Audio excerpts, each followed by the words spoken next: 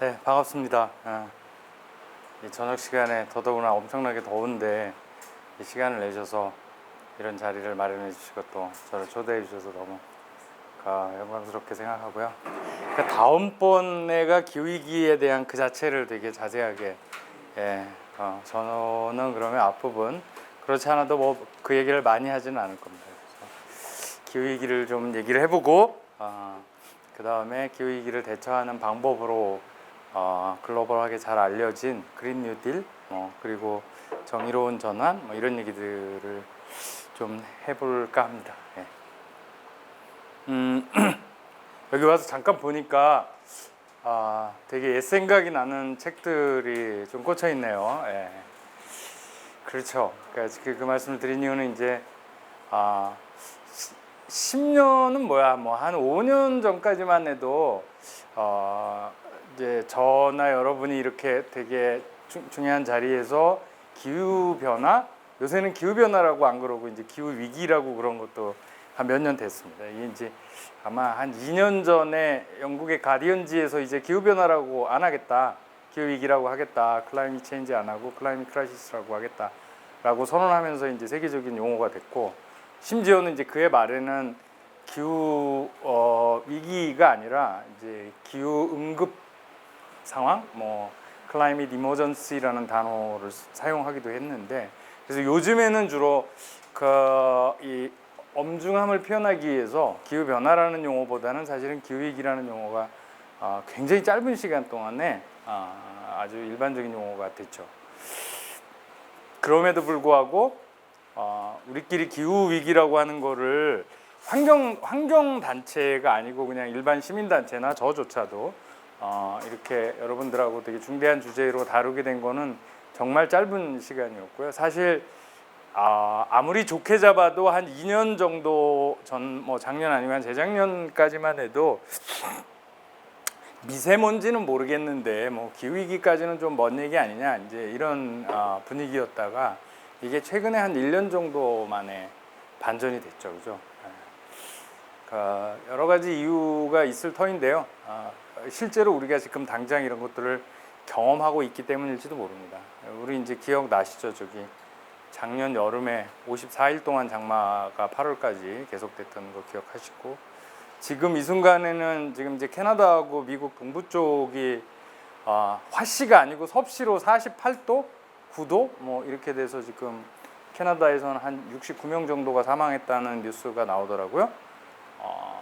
우리 38도만 해도 죽겠는데, 그것도 약 한 100년 만에 가장 높은 수치라고 합니다.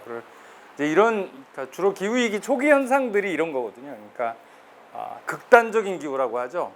무지 춥거나 엄청나게 덥거나 뭐 비가 어마어마하게 많이 오거나 아예 가물어 버리거나 이제 이런 걸 극단적인 기후 현상이라고 하는데, 극단적인 기후 현상이 일어나는 빈도수가 옛날에는 10년에 한 번이라면 어느 사이에 5년에 한 번 일어나고 2, 3년에 한 번 일어나고 뭐 이제 이렇게 계속 올라가는 형태로 되는 겁니다. 그러니까 기후위기라고 하는 게 조용하다가 어느 날 갑자기 뭐 지구가 폭망하고 이런 구조로 가는 게 아니고 대체로 기상학자들에 의하면 그런 식으로 간다고 해요. 그렇게 보면 그래서 최근에 한 10년 정도 통계를 보면 되게 뭐 고온이라든지 열파 현상이라든지 이런 극단적인 기후가 기록적인 게 거의 다 최근 10년 동안에 나타난다고 그러죠. 그런 일 때문에 아마 이게 되게 중요한 이슈가 된 게 아닐까 싶고요. 좀 이제 가보겠습니다. 그러면. 그래서 기후위기의 자세한 내용은 그러면 다음번에 한번 듣는 거로 하고요. 저는 이제 앞부분에 기후위기가 얼마나 심각한 거냐와 관련해서 이 기후위기를 우리가 오해하고 있는 대목이 몇 개 있어요. 그걸 한 5가지 정도 제가 뽑아봤는데, 첫 번째는 이거죠. 기후위기 그러면 다큐멘터리에서 다 녹아가는 빙하의 조각 위에 올라와 있는 북극곰을 상징하면서 우리 북극곰을 살리기 위해서 기후위기에 대처합시다, 뭐 이제 이런 수준의 내러티브가 나오잖아요. 그러다 보니까 사람들은 기후위기가 북극곰 살리는 프로젝트라고 잘못 알고 있는 거죠. 제가 볼 때는 잘못 알고 있는 건데요. 이것도 조금 우리가 형편이 여유가 있으면 살려야죠. 중요하죠. 근데 우리가 한 번도 보지 못한 동물을 살리는 거는 정말 마음이 여유가 있을 때 얘기고, 우리 살기도 힘든데 북극곰 살리자 그러면 이게 느낌이 안 온다고요. 그러다 보니까 이제 기후위기가 좀 멀게 느껴진 게 아닌가 싶은데요. 정확하게 말씀드리면 기후위기를 우리가 대처하자고 지금 이 시간에 이 얘기를 하고 있는 건 북극곰 살리기 프로젝트가 아닙니다. 그러니까 우리 살자고 하는 프로젝트입니다. 지금 인간이 위험에 빠졌기 때문에 기후위기를 논하고 있는 거지, 북극에 있는 북극곰, 남극에 있는 펭귄이 생존의 위험에 있기 때문에 기후위기를 얘기하는 건 아닙니다. 아마 저 정도 수준이었으면, 이건 벌써 한 20, 30년 전 얘기죠. 이 정도 수준이었으면 지구상의 많은 나라의 사회 정치적으로 기후위기가 이렇게 화제가 되지도 않았습니다. 예. 그래서 이거는 지금 얘기하면 되게 잘못된 이미지를 줄 수가 있습니다. 사람은 멀쩡한데 북극곰을 살리자 뭐 이런 게 아니라, 북극곰도 물론 살려야 되지만 사람도 북극곰 못지않게 위험해졌다는 사실을 우리가 확인을 해야 된다고 보고요. 뭐 이 그림 작년 2019년 11월부터 2020년 작년 봄까지 호주 산불 일어난 장면이잖아요. 이게 뭐 한 15억 개체 정도가 타 죽었다고 그러고 어마어마한 피해를 미쳤는데, 뭐 이런 일들이 일어나고 있는 거죠. 그럼 우리가 살기 힘들어졌다는 거죠. 제가 좀 아까 뭐 북미의 고온 현상에 대해서도 말씀드렸지만, 첫 번째 문제는 어쨌든 이거고요. 두 번째로 또 잘못된 이미지는 이런 이미지입니다. 그러니까 불타는 지구 이미지죠. 그러면서 이제 여기에 내러티브는 이런 겁니다. 북극곰 살리자가 아니라 지구를 살리자, 이런 거죠. 지구 구하기 프로젝트 뭐 이런 거. 이거는 좀 냉정하게 보면 말이 안 되는 소리입니다. 왜 이런 말씀을 드리냐면, 좀 이따 말씀드리겠지만 지금 기후 위기를 막기 위해서 국제적으로 합의된 거는 200년 전에 비해서 추가로 온도를 1.5도 이상 올리면 안 된다, 이제 이런 겁니다. 근데 1.5도가 아니라 지금 이대로 가면 금세기 안에 아마 3도, 4도 이렇게 올라갈 거라고 예상이 되거든요. 그러면 인간이 살 수 없다, 이제 이렇게 되는 건데, 요 대목에서 우리가 기후위기를 막기 위해서 지구온난화를 제한하는 거는, 만약에 그걸 못 제한하면 어떻게 하냐, 지구가 그러면 불타버리냐? 그렇지 않다는 거죠. 지구는 말짱합니다. 100년 뒤에도 뭐 우리가 지구 온도를 얼마를 올려도 말짱하고요. 이미 지구의 나이가 한 45억 년 되잖아요. 그리고 고등생물이 살기 시작한 게 한 4억 년 된다고 보는데, 그 4억 년 동안 뭐 1.5도, 뭐 5도, 6도까지 올라갔던 적도 꽤 있습니다. 그런데도 불구하고 지구는 지금 멀쩡하잖아요. 다시 말씀드리면 기후위기를 막는 거는 지구를 살리는 거하고 별 관계가 없습니다. 지구는 앞으로도 우리가 상상할 수 없을 만큼 잘 유지될 겁니다. 문제는 뭐냐면 그 지구 위에서 우리가 못 산다는 거죠. 지구가 멸망하는 게 아니고 지구 위에서 인간이 살기 어렵게 되는 상황이 만들어지기 때문에 기후위기를 논하는 겁니다. 그래서 지구 살리기 프로젝트가 아니라 역시 이것도 우리 살자는 프로젝트인 겁니다. 옛날에 제가 지구가 막 5, 6도까지 올라간 적도 있었다 이렇게 말씀드렸잖아요. 그러니까 한 4, 5년 동안 온도가 되게 변했습니다. 근데 그 변한 덕분에 변한 탓에 지구 위에 살고 있었던 생물이 이른바 대멸종했던 사건이 5번이 있습니다.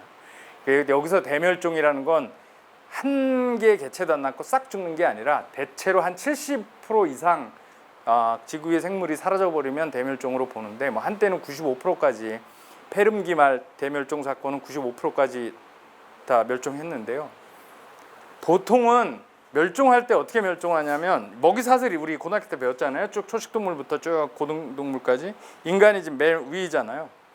이게 대멸종으로 하게 되면 대체로 먹이 사슬의 맨 꼭대기에 있는 개체는 완전 멸종하는 경향이 있습니다. 마지막 5번째 멸종 시기가 여러분들 잘 아시는 백악기 쥐라기의 공룡이 멸종했던 사건이잖아요. 공룡이 그 당시에 먹이 사슬의 맨 꼭대기에 있었기 때문에 공룡은 사라져 버립니다. 지금 그래서 우리가 기후위기를 막지 못하면 이제 흔히 일부 기후운동가들이 6번째 대멸종이 온다 이제 이런 얘기 하잖아요.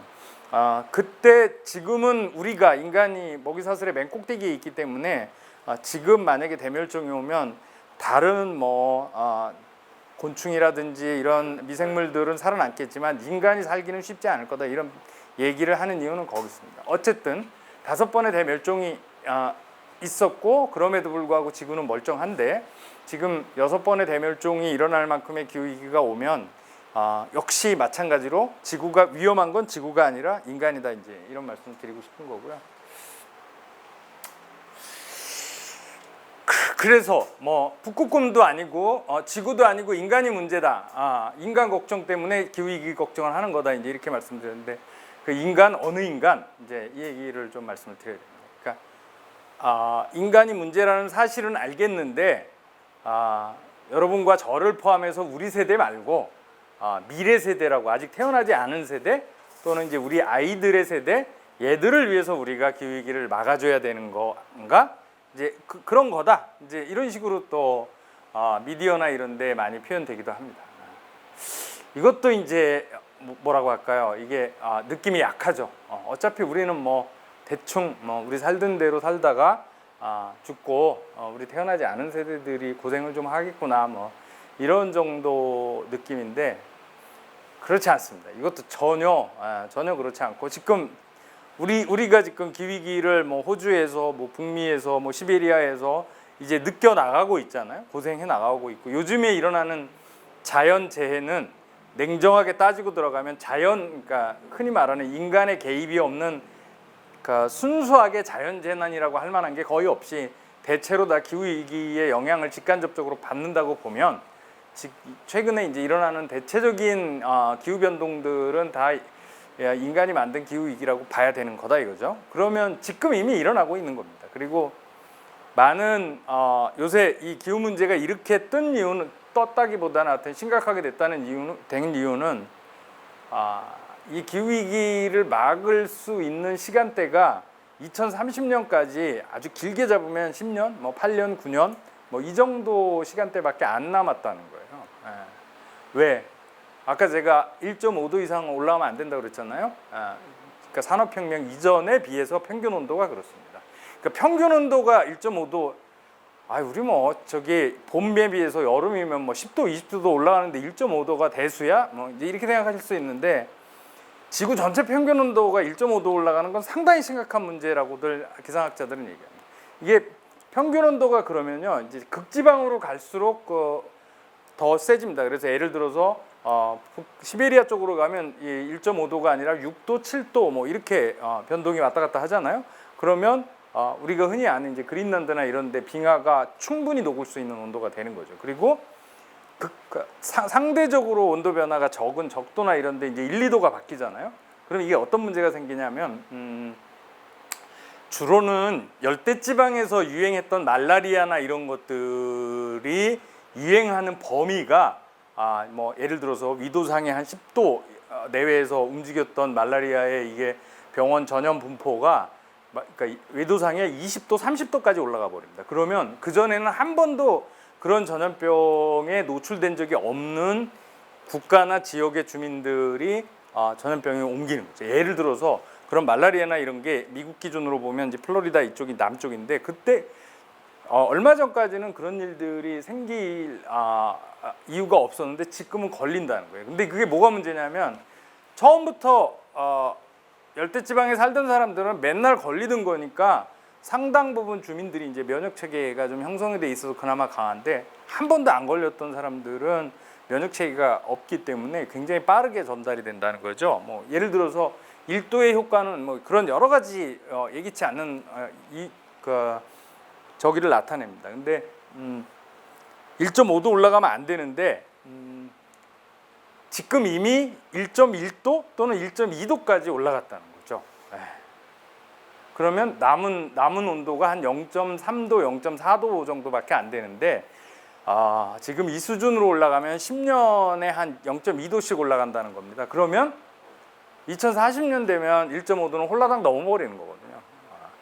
근데 이제 이게 뭐가 문제가 되냐면, 미세먼지는 여러분 저 중국에서 뭐 황사가 오든 우리 석탄화력으로 미세먼지가 뿌옇게 되든, 그거는 공기 중에 미세먼지가 올라가면 한 일주일 정도면 다 산란돼서 흩어져서 없어져 버려요. 그러니까 근데 이산화탄소는, 온실가스의 주범인 이산화탄소는 한번 대기 중에 올라가면 아무리 짧게 잡아도 10년, 뭐 어떤 사람들은 한 100년 정도 간다고 보는 거예요. 그러니까 한번 위에 올라가면 사라지질 않는 거고, 이게 시간 지연 효과가 있어서 온도를 높이는 데는 한 10년 정도 걸린다는 거예요. 다시 말하면 지금 우리가 이 순간에 배출하고 있는 이산화탄소가 한 10년 정도 뒤에 온도를 0.1도 올리고 1도 올리는 영향을 발휘하고 있기 때문에 뭐 어떤 분들은 이미 튼 거 아니냐, 이미 2030년 정도 되면 0.45도는 올라갈 거 아니냐, 뭐 이렇게 보는 분들도 계신데, 대다수는 어쨌든 지금부터 굉장히 액션을 세게 하면 뭐 1.5도를 살짝 넘길 수는 있지만 어느 정도 수준에서는 막을 수 있다, 이제 이런 얘기들을 하는 거죠. 그렇게 보면 이제 되게 급한 일이고, 예를 들어서 2030년 또는 40년 정도 되면 우리가 상상하는 것보다 훨씬 더 기후 급변동이, 그러니까 우리 아이들 그리고 우리도 조금 더 나이가 먹어서 여전히 살아있을 동안에 지금 우리가 겪는 것보다 훨씬 급변동을 겪게 될 수 있다는 거죠. 그리고 우리 아이들은 훨씬 더 심할 가능성이 높다는 것이라서, 이게 태어나지 않은 아기들이야 뭐 더 말할 것도 없고, 당장 이번 10년 2020년대 그리고 2030년대 뭐 이때 되게 중요한 문제가 된다는 거죠. 자, 그렇고요. 그래서 이어서 말씀드리면, 기후위기는 장기 프로젝트, 옛날에는 이게 기후위기라는 게 뭐 하루 이틀에서 될 문제가 아니고, 대한민국 국민만 해서 될 문제가 아니고 전 지구인들이 뭐 착실하게 해야 되는 거 아니야. 이제 우리는 그러면 뭐 쓰레기 분리수거하고 뭐 일회용 안 쓰고 이렇게 컵 갖고 다니고 이러면서 착실하게 해결하면 되는 거 아니야. 이제 이렇게 생각하기 쉬운데, 그거는 이제 10년 전, 20년 전 얘기고, 지금은 아닌 거죠. 지금은 아까 말씀드린 이유 때문에 지금 당장 굉장히 센 수준으로, 우리가 지금 쓰레기 분리수거하는 수준으로는 어림도 없는 정도의 강도로 탄소 배출을 줄이는 작업에 착수를 해야 됩니다. 그래서 우리가 시간을 너무 많이 까먹어서 지난 한 2010년까지 10년에만 했어도 조금 여유가 있는데, 시간이 너무 많이 까먹어서 지금부터 2030년까지 10년 안에 우리 개인적인 실천이 아니라 국가적인 실천을 대대적으로 하자. 국가가 재정 자원이든 인적 자원이든 사회적 참여나 이런 것들을 전부 동원해서 굉장히 세게 이 에너지 전환을 하자. 지금 이 온실가스를, 그러니까 탄소 배출을 만들어내는 것의 한 80%는 화석연료를 써서 그렇습니다. 그러니까 석탄석유 가스 뭐 이거 써가지고 태워서 그런 건데, 그래서 화석연료를 안 쓰는 방향으로 빠르게 이동하자, 이제 이렇게 얘기를 하고 있는 거고, 그런 깃발 아래 이제 얘기가 되고 있는 게 그린 뉴딜인 거죠. 그린 뉴딜은 좀 이따 다시 말씀드릴 텐데, 그래서 그린 뉴딜 프로젝트는 그렇게 아름다운 프로젝트가 아니라 되게 약간 그린 뉴딜을 얘기했던 분들은 이게 준전시 상황 같은 프로젝트로 해야 된다. 우리 작년부터 지금까지 했던 코로나 대처하는 거 비슷한, 그렇게 얘기를 하고 있습니다, 실제로. 그리고 이제 우리 이제 인천에도 노동조합이나 이제 이런 이제 직장인분들이나 이런 분들 많이 계신데, 제가 최근에 노동조합분들 만나서 이제 분위기가 바뀌었어, 확실히. 예전에는 작년 이맘때까지만 해도 노동조합분들하고 만나서 기후위기 얘기를 하면 마치 이제 평화 문제나 이런 거 듣는 느낌이셨나 봐요. 그러니까 기후위기 중요하고 해야 될 문제지, 사회적 문제지. 그리고 노동조합도 당연히 사회적인 책임을 져야 되니까 함께 해야 되는 문제인데, 지금 노동조합이 당면한 것도 엄청나게 많으니까 단협도 있고 뭣도 있고 뭐 최저임금도 있고 하니까 여유가 없다, 이제 이렇게 말씀하시는 분들이 있는데, 지금은 완전히 상황이 바뀌어서 그냥 기후위기가 노동조합 내부 문제가 돼버렸어요. 예를 들어 보면 충남에 이제 석탄화력 발전소가 매우 많이 있거든요.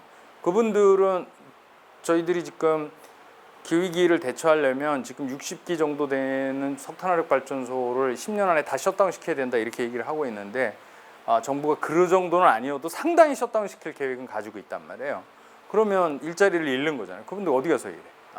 그러면 당장 특히 이제 거기 비정규직으로 계신 분들 빠져나와야 되고, 그게 당진이나 이런 데는 되게 지역경제에 큰 포션을 차지하고 있기 때문에 지역경제 어떻게 될 거야? 뭐 옛날에 이제 자동차 산업들 빠져나오고 이럴 때하고 비슷한 얘기들이 되고 있거든요.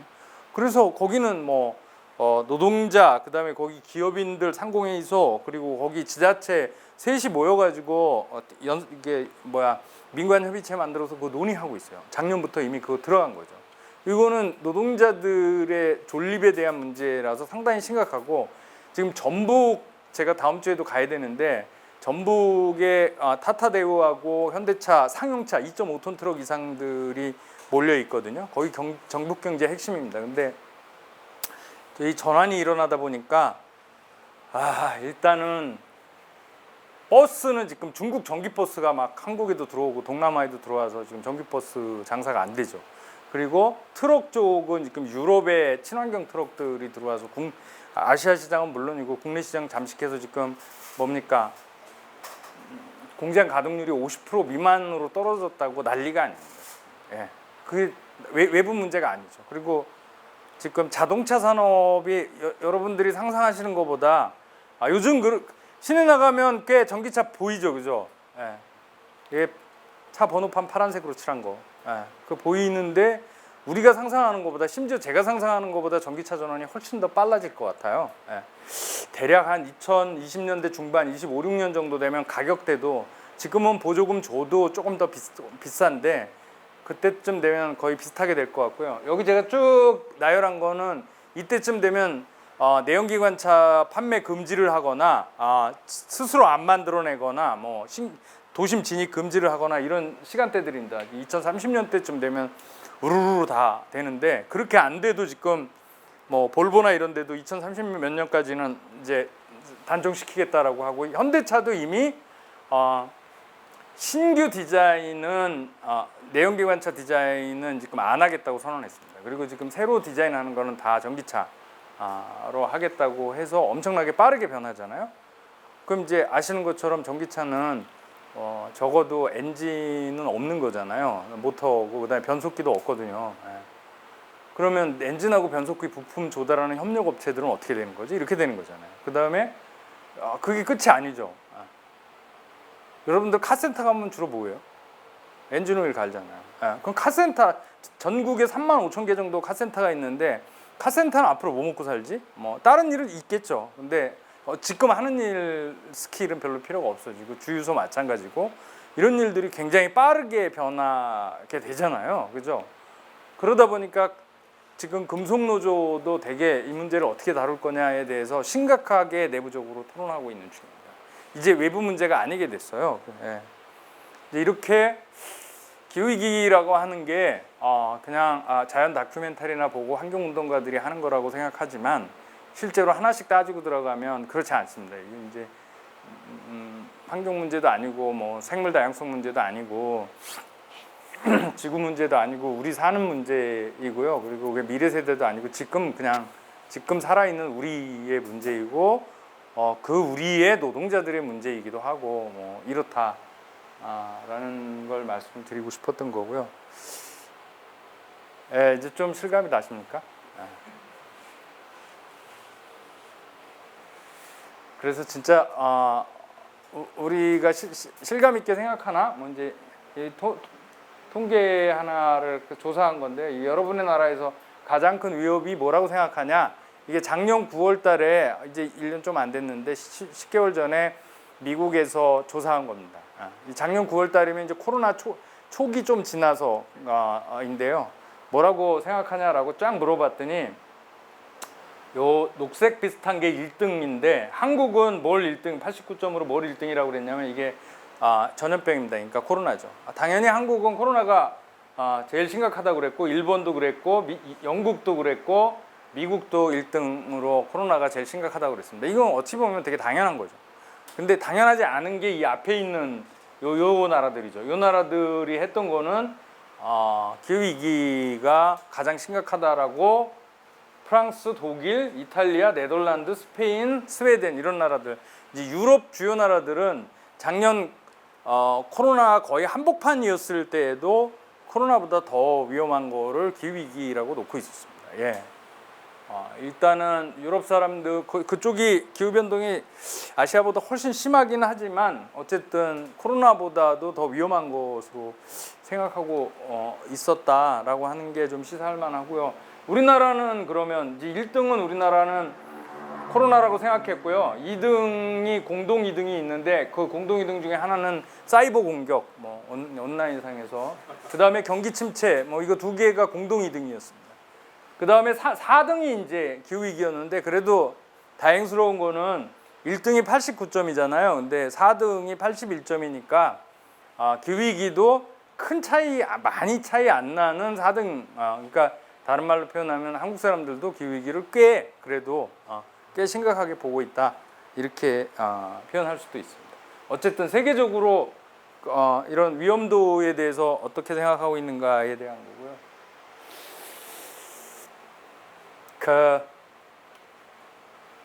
그러면 진짜로 우리가 이 탄소 배출을, 그러니까 지금 화석 연료를 쓰고 있기 때문에 석유, 석탄, 가스를 전기 만드느라 쓰고 있고, 그 자동차 움직이느라고 쓰고 있고, 냉난방하고 요리하느라 쓰고 있고, 산업에서 산업 연료라 뭐 이런 것들 산업 공정에서 쓰느라고 석탄, 석유, 가스를 쓰고 있습니다. 그리고 그것 때문에 주로는 이산화탄소가 온실가스의 대부분을 차지하고 있기 때문에 이산화탄소가 왕창 배출되는 거고, 이산화탄소가 배출돼서 대기 중에 쌓여서 온실 효과를 내서 지구 온도가 올라가는 거다. 뭐 이제 이런 정도가 과학자들이 얘기하고 있는 거잖아요.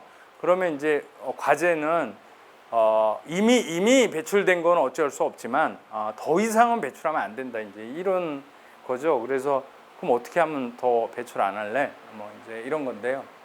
어떻게 하면 안 하는지를 작년에 코로나가 보여줬습니다. 예.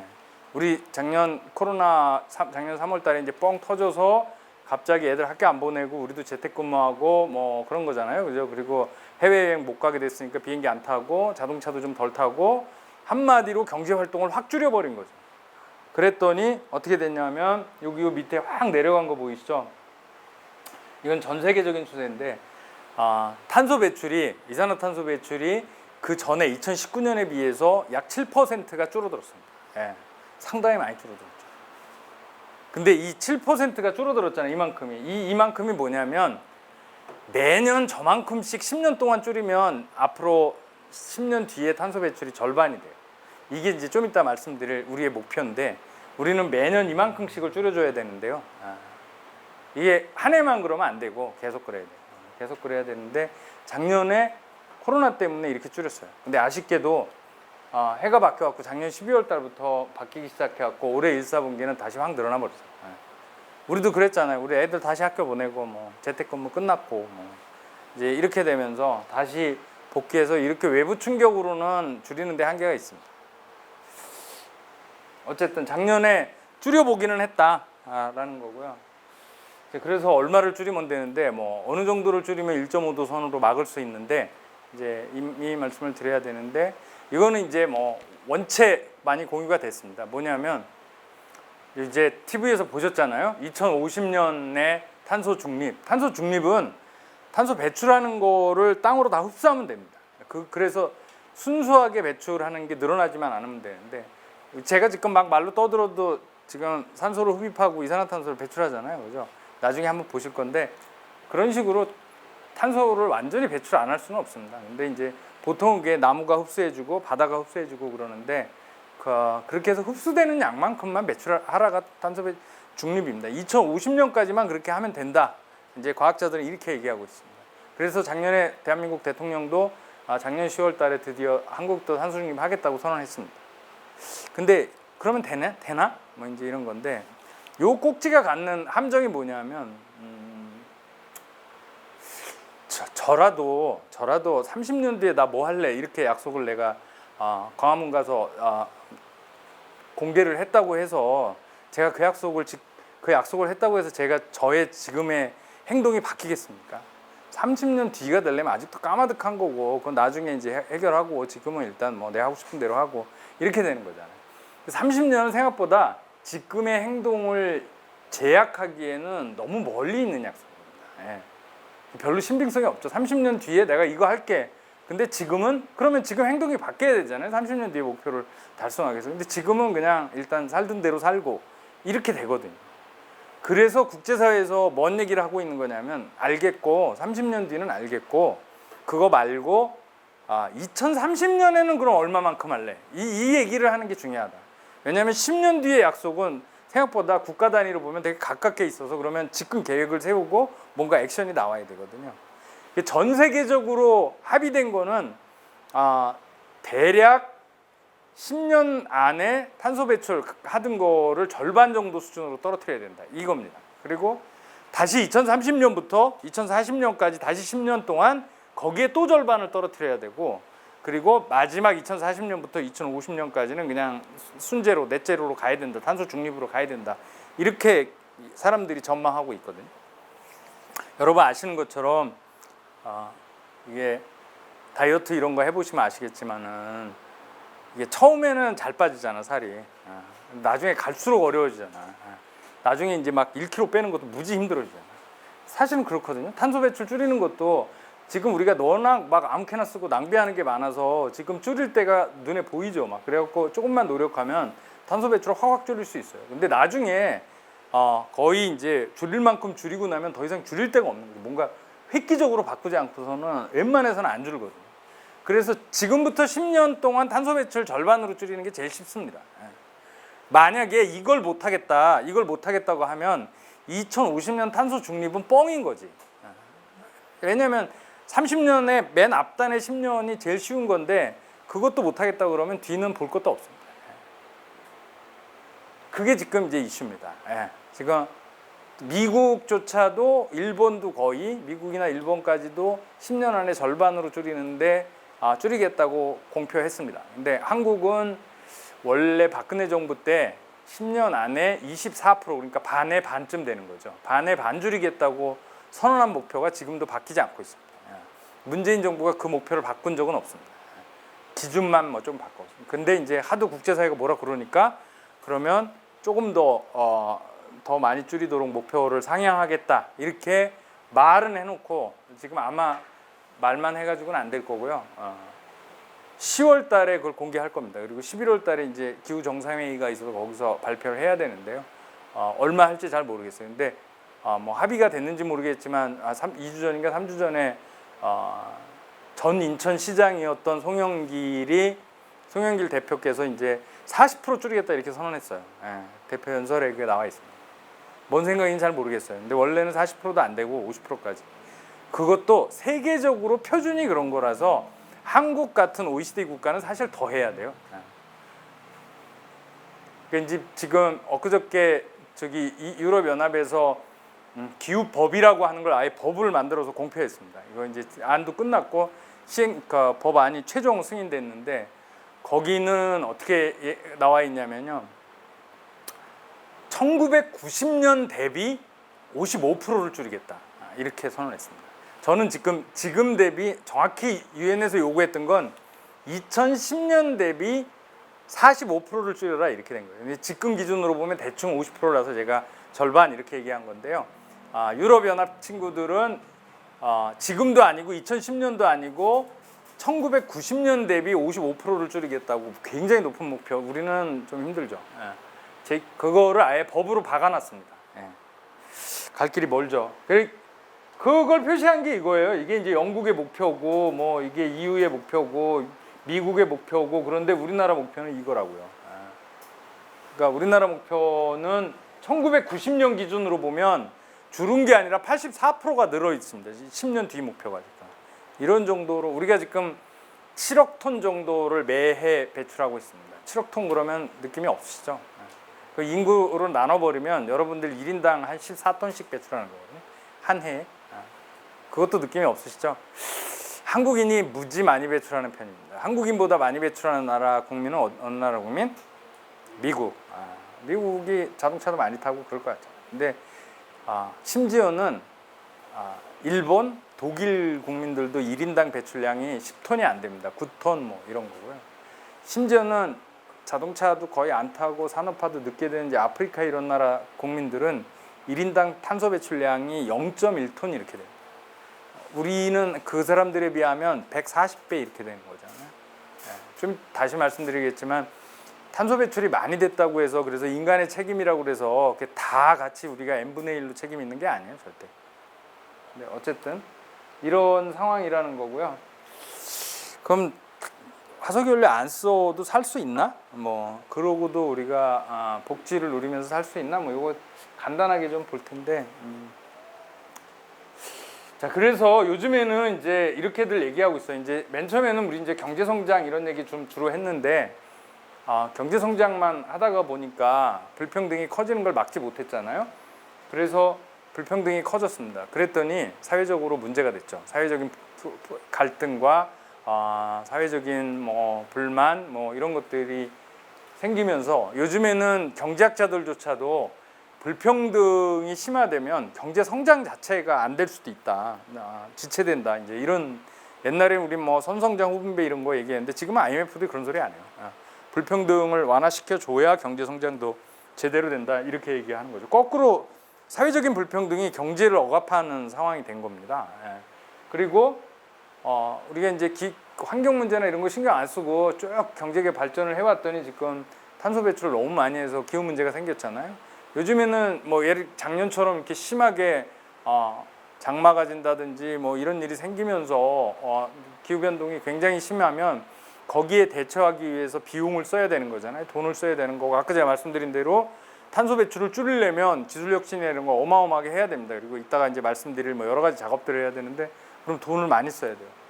다른 말로 하면 뭐냐면 자연이나 기후를 생각하지 않고 경제 발전했다가 오히려 이제 여기에 돈을 쓰는 바람에 경제적인 비용이 발생하는 상황이 된 겁니다. 그래서 지금은 경제, 사회, 자연 이런 것들이 서로 맞물리면서 같이 생각을 해야지 경제만 생각하고 경제 성장 뭐 이런 얘기 해봐야 되는 시대가 지나버린 겁니다. 이게 같이 생각을 해야 된다는 거고요.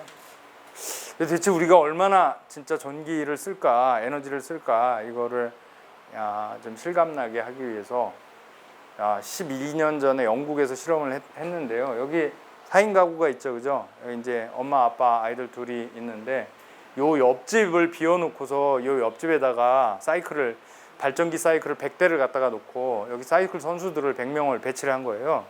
그래놓고 외부 전원을 끊어버리고 여기서 전기를 쓰면 여기서 이제 이거 하는 거죠. 그래서 사이클 선수들이 그렇게 했더니 어떻게 된 거냐면 딸내미가 오븐에서 열을 내도록 오븐을 켰더니 이제 약 24명이 자전거 페달을 밟아야 오븐이 작동됐었고 그 다음에 토스트 2장을 굽기 위해서 11명이 필요했었고 헤어드라이기를 엄마가 쓰려고 하니까 18명이 사이클을 밟아야 됐고 진공청소기 11명, 전기다리미 15명, 전자레인지 뭐 14명 이렇게 했다는 겁니다. 그래갖고 이 가족이 하루를 전기 쓰고 이러면서 원래 지내던 대로 하루를 지냈더니 여기 사이클 선수들이 그날 저녁에 완전히 녹초가 돼가지고 다 지쳐버릴 정도로 어마어마하게 사이클을 밟았어야 됐다는 소리죠. 그래서 이거를 환산을 해서 대략 그러니까 우리가 사실 전기, 화석연료, 석탄석유 가스라고 하는 에너지를 값싼 에너지, 밀도 엄청나게 높은 값싼 에너지를 쓰는 덕분에 우리가 이제 편리한 생활을 하는 거잖아요. 근데 그 화석연료라고 하는 값싼 에너지를 치우고 인간 에너지로 거기다가 이거 바꿔서 테스트해 본 거잖아요. 그럼 우리가 만약에 석탄석유를 인간 노예를 거느린 걸로 환산하면 어떻게 될 거냐? 계산해 봤더니 1인당 한 174명 정도 지금 우리가 전기 쓰고 있는 게 노예를 거느리고 있는 거하고 비슷한 거다. 그러면 4인 가족 기준으로 보면 약 한 500명 넘는 노예를 매일 우리가 부려먹고 있는 거죠. 전기라는 이름으로. 그러니까 어마어마한 뭐 옛날에 뭐 로마 시대 때 귀족도 누리지 못한 호사를 누릴 정도 우리가 에너지를 그렇게 많이 쓰고 있다는 거예요. 그러면 더 답답하지. 저거를 석탄석유 가스라고 하는 화석연료가 아닌 걸로 가능해? 그게 말이 돼? 이제 이런 건데 요거 한두 가지만 더 말씀을 드리면 아까 그 탄소순환 말씀을 드렸는데 이게 지구도 이제 요즘에는 옛날에는 저도 어렸을 때 지구과학이라는 과목을 배운 것 같은데 요즘에 이제 지구 시스템 과학 이론 뭐 이런 게 있습니다. 그래서 지구라고 하는 게 몇 개의 시스템이 안정적인 균형을 이뤄서 순환이 되는데 예를 들어서 질소 순환이 있고 뭐 물 순환이 있고 뭐 이제 여러 가지 순환이 있습니다. 그 중에 하나가 탄소 순환이 있던 건데 원래 우리가 화석연료를 안 썼을 때는 아까 제가 말씀드린 것처럼 동물들이 탄소를 배출하면 그 다음에 식물들이 흡수하고 바다가 굉장히 많은 양의 이산화탄소를 녹입니다. 그래서 이것도 녹이면 또 바닷속의 생물들이 이걸 가지고 또 살아나가고 그래서 이게 이제 배출하는 거하고 땅하고 바다에서 흡수하는 거하고 대략 균형이 맞기 때문에 되게 오랫동안 대기 중에 뭡니까 이산화탄소량이 그렇게 크게 변하지 않았던 거죠. 옛날에는 이게 변해가지고 대멸종 사건이 있었던 겁니다. 어떻게? 갑자기 화산 폭발이 어마어마하게 큰 사이즈의 화산이 폭발해 버리면 거기서 뿜어 나오는 이산화탄소가 우리가 지금 화석연료로 이산화탄소 내는 수준까지 냈다고 그래요. 그래서 5번의 대멸종이 대부분 지구의 온도 변화하고 관련이 있었는데 그 온도 변화의 대부분은 어마어마한 화산 폭발 때문이었고 이제 그 중에 한 번 정도가 외부 행성의 충돌이었다고 하죠. 그 외부의 행성의 충돌도 그 행성 충돌 그 자체가 문제가 된 게 아니고 행성이 충돌한 충격으로 다시 화산 폭발이 일어났던 게 이제 문제였다고 하는데 옛날에는 그런 식으로 이 순환이 깨졌었는데 지금은 이 순환이 요 순환이 어떻게 깨졌냐면 우리가 옛날 한 3억 년부터 뭐 몇천만 년 전까지 미생물하고 식물들이 이산화탄소를 흡수하잖아요. 그리고 흡수한 다음에 썩어서 땅 속에 묻혀버리면 이산화탄소가 땅 속에 잠기는 겁니다. 그런 식으로 이제 계속 잠겨왔던 거죠. 그리고 그렇게 잠겨서 압축이 된 게 석탄이고 가스고 석유잖아요. 근데 수억 년 동안 땅 속에 묻혀있던 이산화탄소, 그러니까 탄소를 우리가 갑자기 대량으로 꺼내가지고 마구 태워버리니까 이 균형이 맞던 균형이 깨져버린 거죠. 그리고 지금 이제 대기 중에 탄소가 누적되기 시작한 겁니다. 거기서부터 문제가 생긴 거죠. 근데 이게 그러면 아까 제가 산업혁명 때부터 석탄을 쓰기 시작한 건데 영국에서 그러면 200년 동안 하여튼 꾸준히 쌓였냐? 그런 건 아니고요. 자, 여기 그래프를 보면 1950년 요 선 거는 게 다 1950년이거든요. 보면 이거는 인구입니다. 인구가 잘 나가다가 1950년에 확 올라가죠.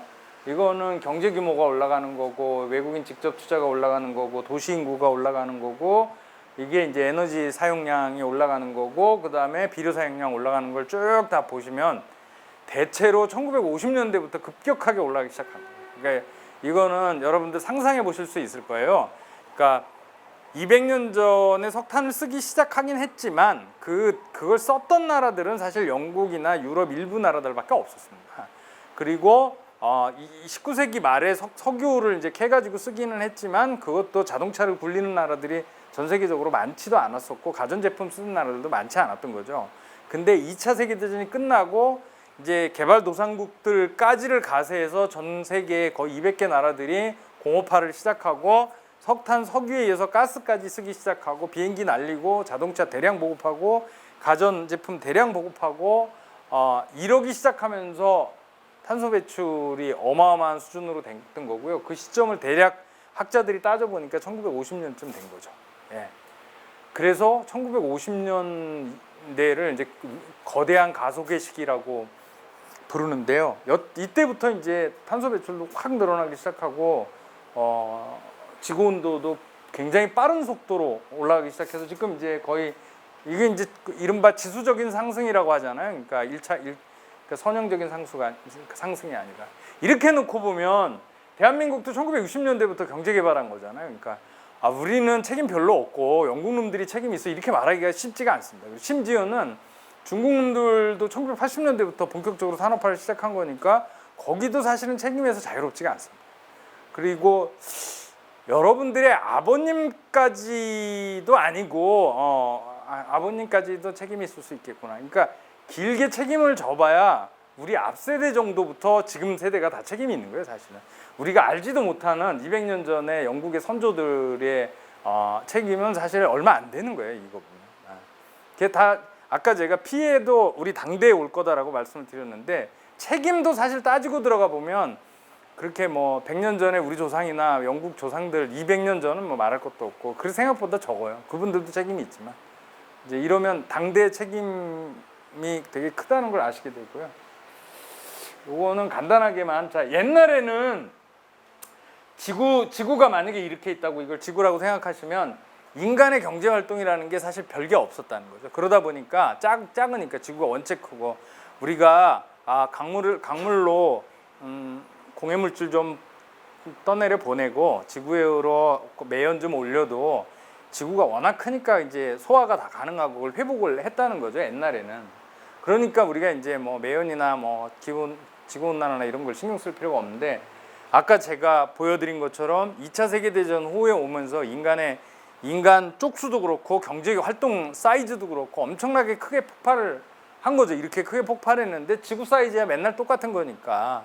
그래서 지금은 우리가 경제 활동을 조금만 뭔가 이상하게 하고 틀어도 곧바로 지구에 충격을 가할 정도로 인간의 경제 사이즈는 엄청 커졌고 지구 사이즈는 맨날 똑같고 뭐 이렇게 됐다는 거죠. 그래서 지금은 우리가 뭔가 오염물질을 조금만 버려도, 그 다음에 매연을 조금만 더 올려도 지구의 온도가 확 변할 정도로 인간의 영향력이 어마어마하게 커졌다는 거예요. 그러니까 이 세상하고 이 세상은 다른 거죠. 그래서 이 두 번째 세상을 이제 큰 경제 작은 지구다, 이제 이렇게 스웨덴의 기후학자가 표현하고 있는데, 세상은 뭐 맨날 똑같았죠. 근데 인간의 경제 활동이 상대적으로 커지면서 이런 일이 일어나서 앞으로 이게 더 커질 수는 없기 때문에 이제 경제나 지구를 보는 관점이 바뀌어야 되는 거죠.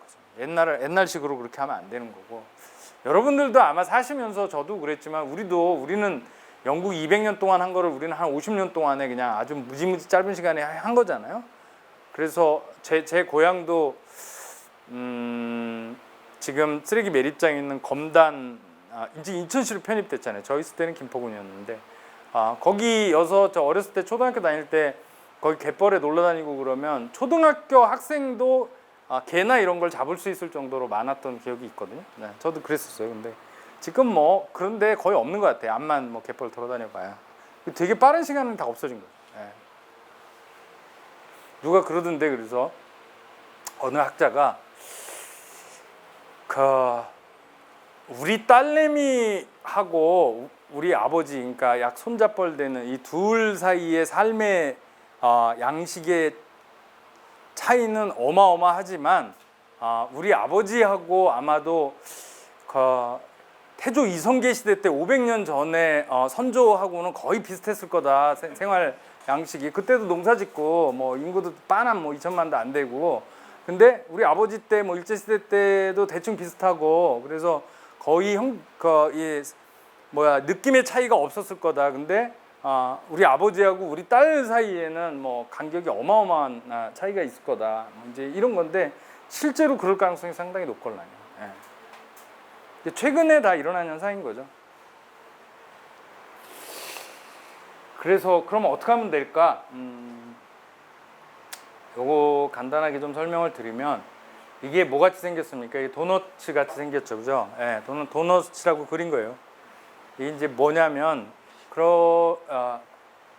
이게 옥스팜이라고 하는 영국 NGO 그룹의 경제학을 담당하고 있는 케이트 레워스라는 경제학자가 그린 건데요. 자, 우리 시민들의 삶이 연두색 안에 있어야 된다는 거거든요. 연두색 안쪽으로 빠지면, 이 안쪽으로 빠지는 거는 다 복지하고 관련이 돼 있습니다. 이게 뭐 식량, 보건, 교육, 뭐 소득 뭐 이런 겁니다. 이게 안쪽으로 빠지면 복지가 부족해지는 거죠, 그죠? 그러니까 우리가 복지국가를 얘기하는 거는 시민들의 삶이 이 안쪽으로 부족해지지 않도록 이걸 막아주는 거, 이걸 지켜주는 복지 기준선을 만들어서 지켜주는 게 복지국가의 일인 건데, 지금까지 국가의 목표, 사회의 목표는 대체로 이 안쪽 선으로 시민들이 빠지지 않도록 사회가 지켜주는 쪽으로 갔는데요.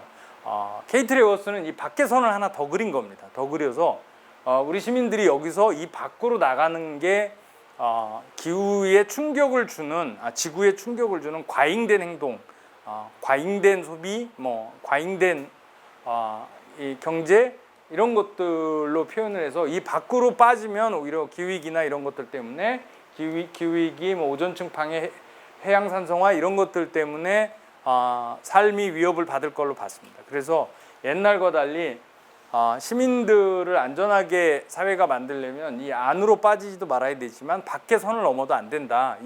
요 연두색 선 안에 시민들이 잘 위치해 있도록 하는 게 국가와 사회의 미션이다. 이렇게 정리를 하고 있습니다. 그리고 이렇게 정리를 했고 작년 3월 달에 이제 글로벌 팬데믹이 선언됐잖아요. 됐고 그 직후인 4월 달에 암스테르담 도시에서 코로나로부터 벗어날 회복 전략을 세우면서 자기네는 이제 미래 도시의 회복을 이걸 도시의 목표로 해서 회복 전략을 짜겠다고 공식적으로 선언을 합니다. 요게 그래서 가디언지 기사를 제가 옮겨온 건데요. 그대로 Embrace 도넛 도넛 모델 이렇게 돼 있잖아요. 도넛 모델을 채택하겠다라고 선언했고 최근에는 이런 방식으로 모델들을 선택하는 도시들이 늘어나고 있습니다. 이거는 좀 여러분들 도넛 경제학이라는 책이 케이트 레어스의 책이 번역이 됐습니다. 홍기빈 씨가 번역을 해서 한 2년 전인가 3년 전에 번역을 했고 경제학 책이라고 쫄 거 없고 되게 쉽게 잘 썼고요. 이걸 제가 왜 말씀을 드리냐면 이거는 되게 이따가 말씀드릴 또 다른 거와 함께 되게 의미 있게 내년 이맘때 지방선거 하잖아요. 그러면 그게 인천시 선거가 됐든 뭐 부평 구선거가 됐든 지방선거 이런 데에서 적용을 해서 이런 철학과 이런 원칙이 담는 공약들을 뭐 그게 단체장이든 의원이든 하도록 요구하고 이런 것들에 뭐라고 할까요? 영감을 얻을 수 있는 그림들이고요. 그 책은 한번 보시면 나쁘지 않습니다. 예, 그래서 제가 기후위기가 있고 그 기후위기를 벗어나려면 화석연료를 안 써야 되고 화석연료를 안 쓰는 방향에 그러니까 그걸 이제 우리가 탈탄소 사회라고 부릅니다. 탈탄소 경제 사회의 비전들로 어떻게 갈 거냐에 대해서 몇 가지 좀 확인을 해드렸고요.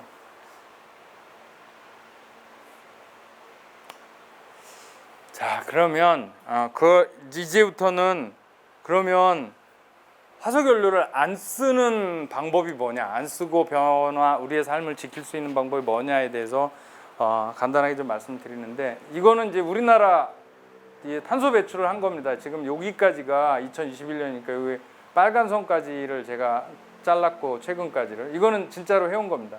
우리나라 1991년부터 줄기차게 늘었죠. 탄소 배출 줄기차게 늘었습니다. 반으로 줄이는 건 고사하고 딱 한 번 줄었어요.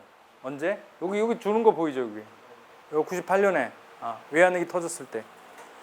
그리고 이제 작년 그래프는 안 그랬습니다. 작년에 코로나로 줄은 거고 그 다음에 외환위기로 줄었는데 작년에 코로나로 한국 경제가 마이너스 1% 역성장했잖아요. 줄었잖아요. 그러고 이제 한 7% 평균 7% 정도 줄은 걸로 나와 있는데 정확한 데이터는 아니고 외환위기 때 무려 경제가 마이너스 5% 역성장을 했습니다. 그래서 얻은 대가가 당연히 이제 우리 기업 문 닫고 뭐 이제 이랬을 거 아니에요. 그래서 탄소 배출이 무려 마이너스 14% 줄어버렸어요. 한 번 경험한 거죠. 그거 빼놓고는 외환위기하고 작년 코로나 빼놓고는 줄기차게 다 늘었습니다. 심지어는 이명박 정부 때도 엄청나게 늘었습니다. 이게 녹색 성장이 꽝이었다는 소리죠. 근데 자, 이렇게 살다가 우리 90년대부터 지금까지 30년 동안 이렇게 살다가 앞으로 절반으로 줄인다는 건 파란색 선으로 간다는 거거든요. 이게 말이 돼? 이렇게 올라갈 건데 지금 이게 되냐 이제 이런 문제를 제기해 볼 만하죠. 자, 그래서 앞으로 이제 세 가지 길이 있는 겁니다. 하나는 몰라 그냥 지금 하던 대로 하자 뭐 이제 이런 거 있잖아요. 이게 있는데 이러면 안 돼도 금세기 안에 3도 올라갈 거고 어떤 사람은 뭐 5도 6도 올라간다 이렇게 보는 거죠. 그러면 우리도 무지 힘들어지고 태어나지 않은 미래 세대는 살 수 없는 공간이 될 확률이 매우 높은 거죠. 그래서 이거는 뭐 선택하면 안 되는 거죠. 이게 이성을 가지고 있습니다. 두 번째는 탄소 배출을 이렇게 줄이는데 작년 같은 식으로 줄이는 방법이 있죠. 우리가 한번 경험해 본 거니까. 그러니까 코로나 때처럼 그냥 경제 규모를 확 줄여버리는 거죠. 우리 비행기도 안 타버리고 자동차도 안 타버리고 재택근무해버리고 뭐 공장도 좀 많이 줄어버리고 뭐 가게도 반쯤 문 닫아버리고 뭐 뭡니까 이게 집합금지 이런 거 하는 것처럼 그렇게 해서 7% 줄이는데 그만큼씩 줄이면 된다니까요. 매년. 근데 문제는 이제 우리 작년에도 엄청 힘들었는데 이렇게 7% 줄인 데서 다시 돌아가면 안 되고 그 상태에서 다시 추가로 7% 줄이고 추가로 7% 줄이고 이걸 10년 내내 해야 되는 거예요. 그냥 기후위기 맞는 게 낫겠죠, 그죠? 지금 어렵잖아요. 작년에 대한민국 국민들 얼마나 어려웠습니까? 근데 그거를 형편이 나은 사람들은 상관없어. 지금 뭐 소문 들어보니까 미국의 부자나 이런 친구들은 기후위기 다 알아요. 그 친구들은 기후위기가 올 거라는 거 우리보다 더 잘 알아요. 그러다 보니까 이제 뭐 뉴질랜드에 땅 사서 거기 이렇게 벙커 같은 거 지어서 백업으로 다 준비해 놓고 이런다는 거잖아요. 그 부자들은 괜찮아. 다. 왜 우리 지금 미세먼지도 그런 거잖아요. 그러니까 서민들만 그냥 다 맞고 다니지. 부유한 집 가정들은 뭐 다 청정기 다 해놓고 그러잖아요. 근데 이게 없이 사는 사람이 힘든 건데 이게 특히 그렇게 되죠. 그래서 이 두 번째 안도 우리가 사실은 선택하면 안 되는 거고, 그런 취지로 보면 환경운동가분들이나 이런 분들 중에 다는 아니고 일부인데 우리 조금 축소해서 줄여서 살자 이런 말씀 이렇게 되게 쉽게 하시는데, 그거는 이제 여유 있으신 분들은 그래도 되는데 부자들은 그래도 되지. 부유한 사람들은 확 줄여 살아야 되는데 뭐 더 줄일 것도 없는 서민들한테 그런 얘기 함부로 하시면 안 됩니다. 그리고 아까 제가 얘기했잖아요. 책임도 훨씬 더 적은데. 그래서 두 번째 안 되고, 그럼 세 번째 길이 하나 남은 거죠. 뭐냐면 우리 지금 사는 삶의 수준을 조금 이제 통제를 하긴 하고 절제는 하긴 해야 되는데 왕창 줄이지 않으면서도 이렇게 떨어뜨릴 수 있는 방법이 있습니다. 한 가지는 아니야. 근데 이게 워낙 큰 일이 돼서 한 가지 단 하나의 솔루션으로는 해결이 안 되지만 몇 가지 굵직굵직한 솔루션을 전 사회적으로 노력해갖고 채택하면 삶의 수준을 망가뜨리지 않으면서 작년 수준 또는 외환위기 수준으로 망가뜨리지 않으면서 탄소 배출을 줄일 수 있는 방법이 있다 이거죠. 그 패키지들, 그 정책들 중에 조금 효과가 높은 것들을 모아서 바구니 안에 담으면 그 정책을 뭐라고 이름 붙일 거냐? 그걸 그린 뉴딜이라고 붙이면 된다고요. 그래서 그린 뉴딜은 어떤 하나의 특수한 정책이 아닙니다. 몇 가지 정책의 패키지라고 보시면 되고요. 이 세 번째 길에 들어가는 정책을 다 그린 뉴딜로 묶으면 된다고 저는 생각하고 있습니다. 그래서 현재는 이제 이런 거잖아요. 우리 이제 화석연료로 돌아가는 삶을 살고 있는데, 미래는 화석연료를 다 빼버리고 살아야 된다는 건데, 이거를 이렇게 바꿔주는 10년 안에, 그것도 10년 안에 거의 결정적으로 바꿔주는 뭔가 조치가 있어야 되는데 그게 그린 뉴딜. 그리고 요게 제가 버전 2.0이라고 그랬잖아요. 요때가 이제 지금인데요. 요 그린 뉴딜인 거죠. 여러분 이제 아까 제가 잠깐 얘기했지만은 10년 전에 이명박 정부도 녹색 성장을 들고 나왔습니다. 근데 그때는 이명박 정부뿐만 아니라 오바마 정부도 가지고 나왔고 뭐 유럽의 몇 개 정부들도 들고 나왔는데 이때죠. 10년 전에. 이때는 2008년 글로벌 금융위기로 경제가 나빴으니까 이제 경제 회복 프로그램을 쓴 건데, 기왕에 경제 회복하는 거 토목건설 말고 이제 친환경적인 사업에 좀 투자를 해서 경제를 복구시키자, 이제 이런 취지였던 거죠. 탄소 배출을 뭐 반으로 줄이자 뭐 이런 목표들이 명시적으로 있었던 게 아닙니다. 그러다 보니까 이때 탄소 배출을 줄이는데 대체로 다 실패했고 흐지부지 됐죠. 경제가 좀 살아나면서. 근데 지금은 말씀드린 대로 2018년부터 그린 뉴딜 얘기가 다시 나오기 시작합니다. 다시 나오기 시작해서 역사적으로 보면 이제 2년 전이죠. 2019년 2월 7일 날 그 미국의 젊은 그러니까 최연소 하원 의원으로 당선됐던 오카시오 코르테즈하고 그다음에 상원의 에드워드 마키라고 하는 되게 훌륭한 의원이 있습니다. 이 두 사람이 주도해서 그린 뉴딜 법이 아니고 그냥 결의안이었어요. 그린 뉴딜 결의안이라고 하는 걸 의회에 제출합니다. 그러면서 그린 뉴딜이 세계적으로 알려지게 됩니다. 근데 그 전에 2018년부터 준비를 해왔고, 근데 이 결의안이 세계적으로 알려졌을 뿐만 아니라 작년부터 이제 재작년이네요 벌써, 그죠? 2019년이니까 그 재작년 봄부터 미국의 대선 경선이 시작됐잖아요. 그 대선 경선에서 민주당 후보가 8명이었는데 그 중에 6명이 그린 뉴딜을 공약으로 채택을 해줍니다. 그리고 물론 그 중에 제일 세게 공약한 거는 버니 샌더스였고, 그러면서 이제 그린 뉴딜이 전 세계적으로 확대됐고, 그해 말에 2019년 말에 영국 노동당이 총선을 할 때 거기는 그린 뉴딜이 아니라, 뉴딜은 이제 미국식 버전이니까 영국은 산업혁명이니까 녹색 산업혁명이라는 이름으로 공약 패키지를 만들어냅니다. 내용은 똑같지. 그러고 그해 2019년 말에 유럽연합 집행위원회에서는 공약이 아니고 실제 실행안으로 유로피언 그린 딜이라는 이름으로 똑같은 정책을 아예 채택을 해버립니다. 그래서 쭉 온 거죠. 그리고 이제 작년쯤 오면서 대한민국에서는 이제 그 한국형 그린 뉴딜 뭐 이제 이런 걸로 정책화된 건데 유감스럽게도 한국형 그린 뉴딜은 내용을 뜯어보면 이제 버전 2.0하고는 거의 관계가 없고 이걸 다시 재현해 버린 거죠. 그래서 한국형 뉴딜은 볼 게 없습니다. 정책이. 대략 히스토리는 그렇고요.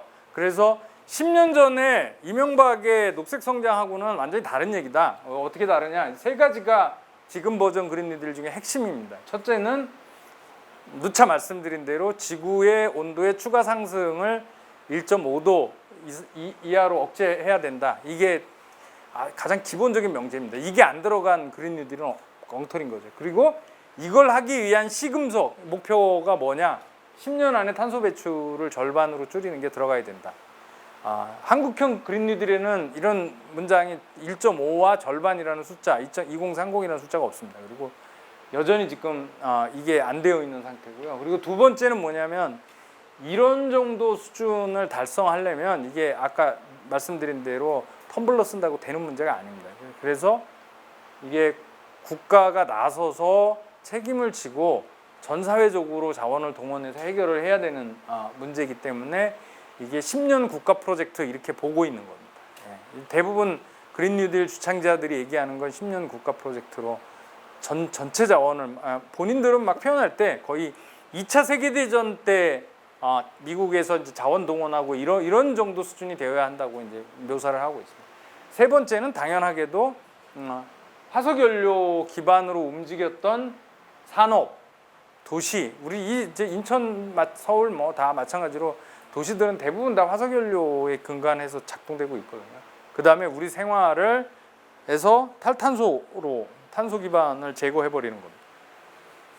그래서 그린 뉴딜은 흔히 말하는 이게 환경적인 문제가 아니라 경제정의 문제이기도 합니다. 이게 왜냐하면 화석연료를 뺀다는 거는 경제 문제죠.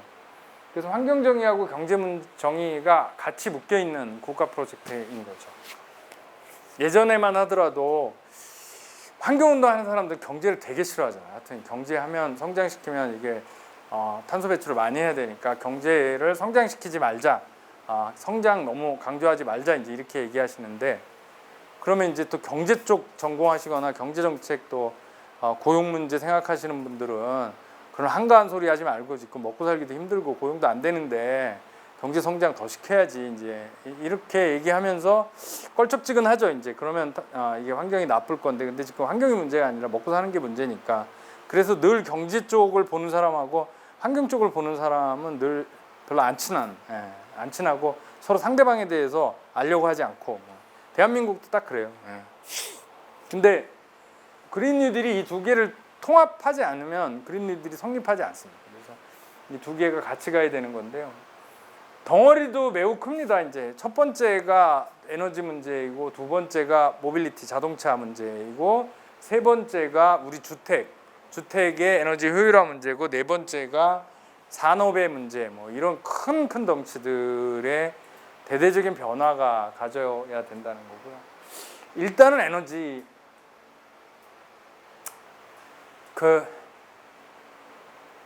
우리 집에서 연탄 안 쓴 지 언제인지도 기억도 안 나시죠? 오래됐습니다. 한 1990년대 초반부터 아마 안 썼을 거예요. 그러다 보니까 여러분들 대한민국에서는 이제 연탄을 안 쓰고 석유나 가스만 쓰는지 아시는데 그렇게 생각하면 이제 완전 오산이고 우리 집에서 연탄이 없어졌을 뿐이지 한국은 여전히 석탄으로 에너지를 돌리는 국가잖아요. 지금 이 전기 깨끗하게 보이는 전기 생산의 무려 40%는 석탄 화력에서 나오는 거죠. 지금 원전도 기껏해야 뭐 25% 이런 정도밖에 안 됩니다. 그다음에 가스 그리고 재생에너지라고 해봐야 요즘 그래도 몇 년, 2, 3년 동안 늘어서 한 7% 잡아주면 많이 잡아줍니다.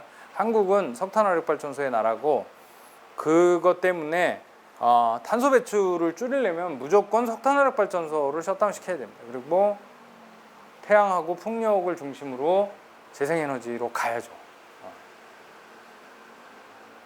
왜 재생에너지로 가냐고 원전도 있는데 원전은 안 됩니다. 여러 가지 이유로 뭐 여러분 잘 아시는 것처럼 폐기물 문제를 전혀 해결하지 못했고 그거는 요즘 막 말로 떠드는 소형 원자료 뭐 이런 거 다 마찬가지입니다.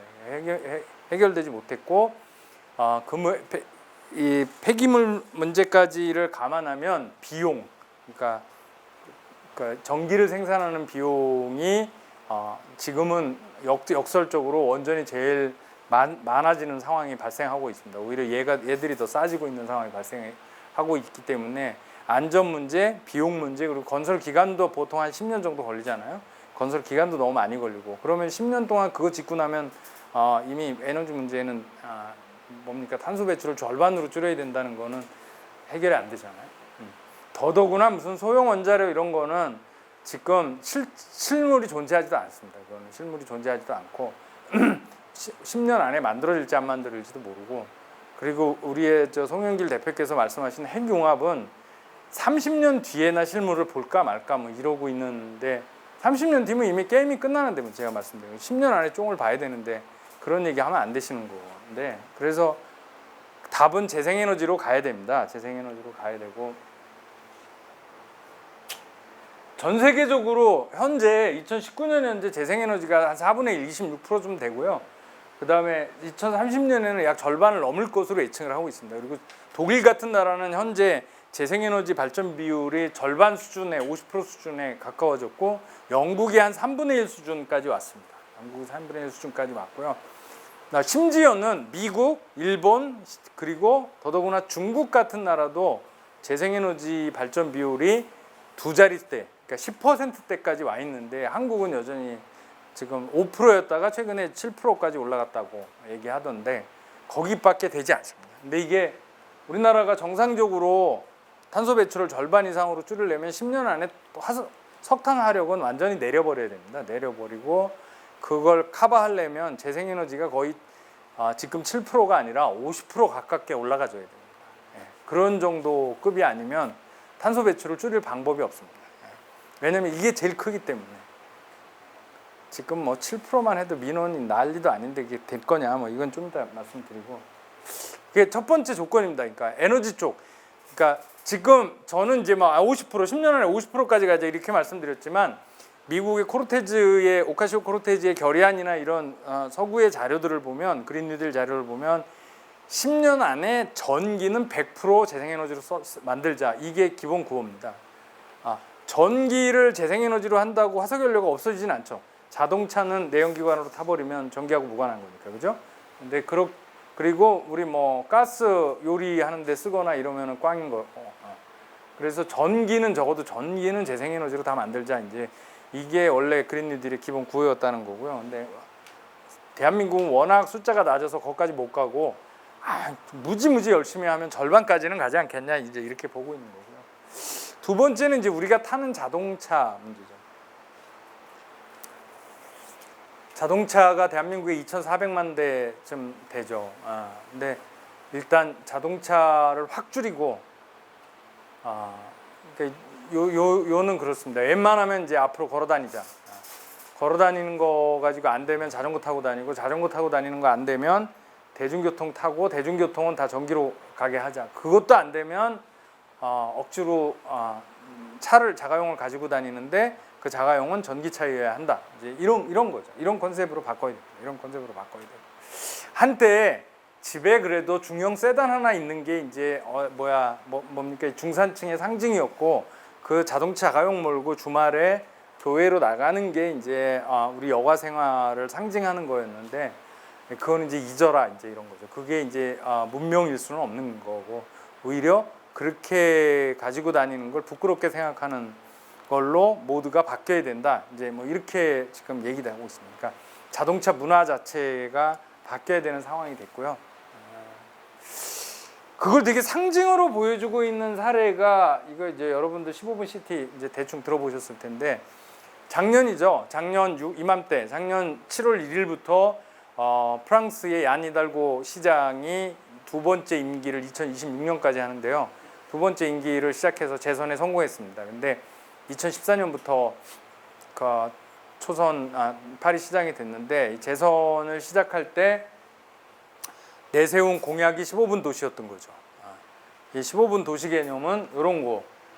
그러니까 웬만하면 파리 시민은 집에서 걸어서 15분 거리에서 장도 보고 물건도 사고 아이들 학교도 보내고 웬만한 문화생활이나 이런 거 하는 것도 웬만하면 걸어서 15분 동안 하고 그 다음에 그게 잘 안 되면 이제 뭐 조금 대중교통 타고 뭐 이제 이렇게 하자. 이제 이런 구호예요. 이게 15분 도시고요. 그걸 아주 잘 표현한 게 이건데요. 자, 이 왼쪽은 이제 삼각형으로 돼 있잖아요. 이제 자동차가 제일 우대받고 자가용이, 대중교통이 그 다음, 자전거가 그 다음에 걸어다니는 사람, 보행자가 제일 천대받는 게 현대 도시의 아키텍처잖아요, 그죠? 뭐 당연한 거 아니에요. 우리 거리도 자동차 자가용 거리 빵빵하게 만들고 도보는 뭐 요만하게 만들고 그리고 공간도 웬만큼 있으면 그냥 다 주차장 공간 만들고 이런 식으로 도시 디자인이 차를 중심으로 만들어졌다고요. 근데 이걸 뒤집자는 게 야네들고 시장의 캠페인이거든요.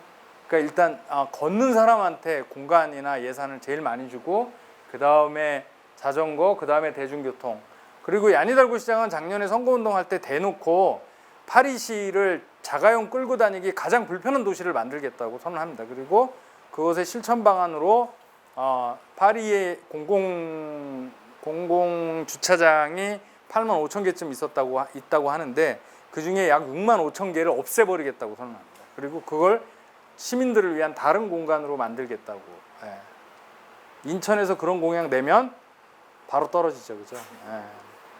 제가 서울 뭐 시 일도 좀 하고 그랬는데 이게 뭐 대한민국에 3,500개 읍면동이 있어요. 근데 아마도 3,500개 중에 한 3,000개쯤은 가서 주민들 토론회 하라고 그래서 애로사항이 뭐냐고 물어보면 3,000개쯤은 두 개가 나올 거예요. 그죠? 하나는 쓰레기, 하나는 주차장. 예. 대한민국 다 그런 거고 그래서 무슨 공유 주차장 뭐 아이디어 내고 별일이 다 일어나잖아요. 근데 여기는 완전히 반대죠. 그냥 주차장 없애버리자 이렇게 얘기가 된 거거든요. 심지어는 작년 3월 달에 이제 프랑스도 여기 바이러스 뚫려가지고 난리가 났잖아요. 그래서 락다운 시켰어요. 밖에 못 나가게 했거든요. 강제로. 그러고 5월 달에 다시 나왔는데 원래는 그 루브르 박물관에서 바스티오 광장까지 자동차 길이 있었는데 차 끌고 나와 보니까 거길 다 막아버렸어. 이제 5월 달부터는 거기는 자전거만 다니고 차 못 다녀 이러고 길을 막아버렸습니다. 그래서 그걸 바꿔버렸어요. 그래서 그 도로를 뭐라고 부르냐고 코로나 레인이라고 부른다고 신문에 나왔는데 그런 식으로 바꿔나가고 있어요. 아예 그냥 자동차 도로를 계속 줄여버리고 자전거 도로로 만들어버리고 그러니까 저기 구글 이런 거 한번 쳐보세요. 야니달고 시장. 그러면 거기 시 간부들하고 같이 자전거 타고 출퇴근하는 사진들이 나올 정도인데요. 이렇게 가고 있습니다. 이미. 이렇게 가고 있고요. 이게 까마득한 얘기로 들리는데 파리는 일단 시작을 했고 이게 스페인에도 슈퍼블록이라는 이름으로 사거리 하나 건너 하나는 자동차 못 다니게 만들고 뭐 이제 이렇게 우회하라고 그러고 뭐 이거 시작했고요. 이것도 뭐 한 4년 됐어요. 그리고 뭐 스웨덴은 1분 도시 뭐 이래서 우리 집 앞에 거리는 동네 사람들이 워낙 이제 코로나 때문에 못 다니고 그러니까 동네 사람들끼리 좀 앉아서 쉬고 벤치 이런 거 만들 수 있게 그런 걸 이제 허용해주고 뭐 이런 걸로 지금 쭉쭉쭉 나가고 있습니다. 이거를 보고서 3월 7일 날 우리 서울하고 부산 보궐선거 때 막 일부 후보들이 21분 도시 뭐 15분 도시 그런데 15분 도시 부산 공약을 봤더니 하이퍼 큐브 만들어가지고 15분 안에 도달하는 걸로. 완전히 뭐 이게 좀 딴 얘기죠, 그죠? 말이 안 되는. 근데 이런 컨셉으로 가자는 거죠. 이런 컨셉으로 가면 이제 도시 풍경들이 바뀝니다. 이게 도시 건축 구조가 우리나라도 그렇고 한 150년 동안 어떻게 갔냐면 잠자는 곳, 직장, 산업지대, 그 다음에 문화 공간, 문화 시설들이 몰려 있는데 뭐 이런 식으로 도시 디자인이 됐다는 거예요. 그리고 그 각각을 이제 도로를 만들어 가지고 그러니까 이제 잠자다가 우르르 저쪽으로 가서 회사에서 일하다가 우르르 저쪽에 가서 술 먹고 영화 보고 뭐 이런 구조 때문에 이게 되게 에너지가 많이 드는 도시 아키텍처인데, 이렇게 만들지 말고 얘를 지역마다 조그맣게 섞어가지고 다시 만들자는, 이게 약간 도시 철학 같은 게 바뀐 것으로 얘기를 하더라고요. 이제 우리나라에서는 이런 고민을 하는 사람이 생각보다 많지는 않은데 지금 이제 그렇게 고민이 들어가고 있습니다. 이것도 이제 이거는 이제 일종의 아이디어니까, 이제 이거가 지역마다 사이즈들이 뭐 파리는 사실은 파리 공식 시는 한 300만 정도 되는 되게 작은, 생각보다 여러분들이 상상하는 것보다 작은 거니까. 근데 인천만 해도 엄청나게 면적이 크잖아요. 날라다녀도 15분 안에 다니기가 쉽지 않을 테니까. 그러면 이제 인천식의 15분 시티 컨셉을 어디서부터 시작할 거냐, 뭐 이제 이런 거에 대한 아이디어를 생각해 봐야 된다는 게 이제 제 의견이고요. 이런 것들을 역시 또 내년에 지방선거 할 때 이런 것들을 좀 매핑할 수 있는 이제 토론들을 시민사회에서 하기 시작해야 된다. 그러면 이제 시민사회에서 지방선거나 이런 것들을 대응할 때 주제들의 방향들이 저는 많이 달라져야 된다고 생각하는 편입니다. 자, 그래서 제가 아까 이제 에너지, 우리 이제 전기 에너지 말씀드렸고, 그 다음에 도시에서 이제 제일 중요한 문제가 자동차니까 자동차 말씀드렸고, 그 다음에 세 번째가 이 건물입니다. 그러니까 이 빌딩, 공공건물, 그 다음에 우리 주택 뭐 이런 건데, 대한민국의 주택을 아파트까지 쳐도 절반 정도는 2000년 이전에 지어졌다고 그러더라고요. 그러니까 20년이 넘은 거죠. 근데 2000년 이전에 대한민국의 건축 규제와 건축 표준은 단열이라고 하는 에너지 효율화라는 관점에서 보면 거의 뭐 형편없이 낮아서 2000년 이후에 그게 계속 올라갔던 것 같아요. 그래서 기본적으로는 2000년 이전에 지어진 건물들은 싹 에너지 효율화 다시 해야 되는 것으로 얘기를 하고 있습니다. 그러면 거의 우리나라 2천만 세대 정도 되니까 한 7, 800만 적어도 이런 정도는 시쳇말로 집수리를 다시 해야 되는 거죠. 창호를 고치든 보일러를 갈든, 그러니까 단열을 다시 하든 뭐 이렇게 해야 될 정도로 많이 있습니다. 많이 있어서 이걸 어떤 식으로 할 거냐, 이게 이제 고민인데요. 굉장히 큰 프로젝트가 될 수도 있죠.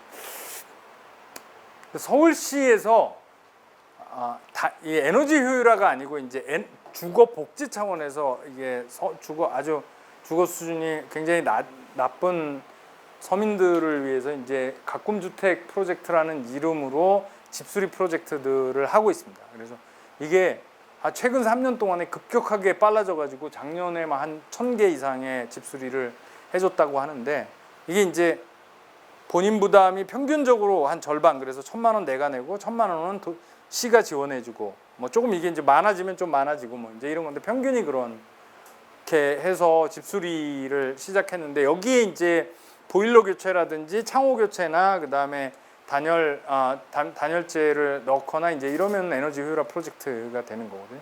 이게 굉장히 일자리나 이런 것들도 많이 만드는 되게 재밌는 프로젝트들이 될 수가 있습니다. 우리 도시재생 그동안 몇 년 동안 했잖아요.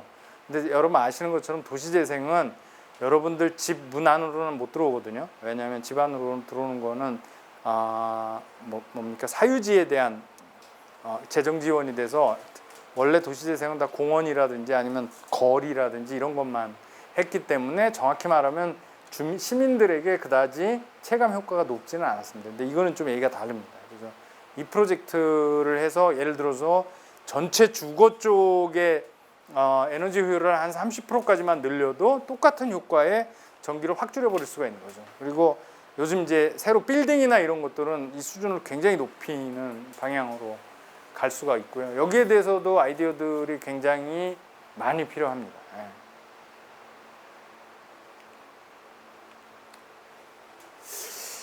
자, 그린 뉴딜이 이제 제가 산업은 좀 뺐고, 뭐 하여튼 그런 시민들과 가까운 쪽의 큰 프로젝트들만 말씀을 드렸는데, 그린 뉴딜 그러면 이제 우리나라는 외환위기 때 공공근로한 생각도 나고, 뭐 이제 우리는 겪질 않았지만은 1930년대 루즈벨트 뉴딜 생각도 나니까 이게 국가가 하는 건가 보다 이제 이렇게 생각하기 쉬운데요. 이게 그린자 들어가는 뉴딜은 본성상 국가가 다 하기가 쉽지 않습니다. 제가 말씀드렸지만은 태양광이나 풍력이나 이런 것들은 이게 무슨 원전 짓고 이런 거하고 달라서 우리 동네 곳곳에 뭐 태양광을 설치하고 뭐 이래야 되는 문제이거든요. 그리고 자동차 문제도 마찬가지로 전기화시키고 자전거로 바꾸고 뭐 이런 것들도 도시마다 사정이 다르기 때문에 도시 프로젝트로 진행돼야 되는 거고, 집수리도 이게 그 에너지 효율화하는 집수리도 이게 무슨 뭐 신도시 3기 4기 만들어 가지고 싹 밀어버리고 대형 건설사가 짓는 게 아니잖아요. 집집마다 차단하면서 작은 수리들을 계속 해나가는 작업들이라서 이게 다 분산적이에요. 그래서 사실은 중앙정부가 할 거는 핵심적으로는 두 가지입니다. 하나는 돈 되는 거, 재원되는 거고요. 두 번째는 제도를 만들어야 돼요. 지금 건축법이나 지금 도로교통법 가지고는 에너지 전환을 할 수가 없습니다. 그러니까 이게 녹색 전환을 하기가 어렵기 때문에 그 제도들을 세팅해 줘야 됩니다. 국회에서 열심히 몇십 개씩 법을 고쳐줘야 되는 거죠. 이 두 개를 집중적으로 해주고 나머지는 지방 정부가 이제 이걸 그린 뉴딜을 할 수 있는 실행 조직도 만들고 그 다음에 이런 각각 실행들을 책임을 져야 됩니다. 예. 그러니까 심지어 인천 같은 데는 제가 볼 때는 뭐 재생에너지 공사 이런 것들을 새로 신설하고 뭐 이제 이런 정도 끝까지 가야 되는데 지금 이제 과도 없고 뭐 이제 이런 상태인 거죠. 이런 것들을 해야 되고요. 그 다음에 근데 이걸 다 공무원이 할 수는 없는 거잖아요. 공무원이 할 수 없기 때문에 여기에 지역 시민사회가 붙어줘서 민간 협력을 해야 되는 거죠. 공무원 숫자만 가지고 할 수 없고, 또 이런 일들은 대체로 기업들 입장에서 보면 그다지 수지가 맞는 일들이 아니라서 이게 공공자금들이 많이 투입되어서 이 두 가지가 섞여서 민간이 지역 레벨에서 실행을 하고 여기서 돈 대고 제도 세팅해주고 이런 그림으로 보통 되는 게 그린 뉴딜의 일반적인 포맷입니다. 이제 심지어는 이런 일 때문에 중앙정부가 없어도 그냥 도시 프로젝트로 가기도 합니다. 그러니까 예를 들어서 트럼프 정부 때는 뭐 트럼프가 이거 안 한 거니까, 그럼에도 불구하고 LA라든지 뉴욕이라든지 이런 데는 독자적으로 시단위에서 연방정부하고 상관없이 그린 뉴딜 프로젝트를 진행했어요. 그게 되는 겁니다. 예. 그래서 지역 차원 그린 뉴딜은 오히려 실행만 놓고 보면 지역 차원에서 무엇을 할 것이냐 이 고민이 지방 정부하고 굉장히 중요하고, 그래서 지금도 중앙 정부의 한국형 그린 뉴딜은 꽝입니다. 예, 꽝이고 뭐 저도 별로 기대를 안 하는데 몇몇 지역들은 나름대로 이 원리에 충실한 특히 이제 기초 레벨에서는 충실한 그린 뉴딜에 가까운 그린 뉴딜을 하는 데가 몇 군데 있어요. 예를 들어서 뭐 경기는 광명시가 조금 접근을 하고 있고, 아까 제가 충남 당진시가 조금 뭐 접근하고 있다고 말씀드렸는데, 그런 몇 개 지자체에서는 나름대로 그 단체장의 철학이 서 있어서 뭐 저기 대전에도 뭐 대덕구 구청장 나름대로 뭐 그렇게 해서 조금씩 진행이 되고 있고, 이게 가능합니다. 물론 제약이 있죠. 중앙정부에서 돈도 제대로 안 대주고 제도 세팅도 안 되고 그러니까 억지로 조례 만들어서 해야 되고 뭐 이런 어려움들은 있는데, 그렇게 가능하다 이제 이렇게 되는 거고요. 이거는 뭐 아까 제가 아까 이제 재생에너지 얘기할 때 건너뛴 얘기 다 좋은데 민원이 장난이 아닌데 그게 되겠어? 뭐 이제 이게 이제 제일 궁금한 얘기죠. 그 앞에 얘기들은 뭐 그런 얘기들도 있죠. 뭐 대한민국 땅이 좁은데 뭐 그게 돼? 지금 대한민국의 기관들 평가로도 대한민국 국토 수준이면 재생에너지로 100% 전기 만들 수 있다. 이 다 계산 나와 있습니다. 그리고 외국에서도 계산한 거 있고요. 생각보다 뭐 많이 그렇게 들지 않고, 이게 그냥 생 자연 면적으로 하면 꽤 많이 드는데 뭐 대한민국 면적의 4% 5% 뭐 이렇게 가는데, 바다에다가 하는 거 있고 우리 지붕에다가 하는 거 있고 뭐 여러 가지 많습니다. 뭐 이제 심지어 아이디어는 경부선 철도 있잖아요. 철도를 태양광 터널을 만들어 가지고 그 태양광 터널로 가게 하자라든지, 이게 도시에서는 서울 같은 데서는 고가 있잖아요. 고가하면 방음벽 있잖아요. 그 방음벽을 그냥 태양광 패널로 다 만들면 되거든요. 예. 그런 식으로 하자는 안도 있고, 그런 걸 따지면 사실은 뭐 많이 있습니다. 많이 있고, 지금 이제 한창 지금 우리가 태양광 패널은 그 실리콘 패널이라서 이렇게 두껍잖아요. 예. 근데 지금 이제 열심히 연구 개발된 지도 한 10년 넘은 거는 뭡니까? 비닐에다가 프린터로다가 프린터 해가지고 유리창에 붙이는 것도 실험적으로 나와 있습니다. 근데 이제 그 방막형이라고 그러는데 그러면 유리창에다 붙일 수 있는데 이게 뭐가 문제냐면 내구성이 없는 거죠. 그러니까 이게 5년, 10년 이렇게 못 가고 이제 금방 망가지니까 이게 보통 한 20년은 가거든요. 우리 지붕에 붙이고 그런 거.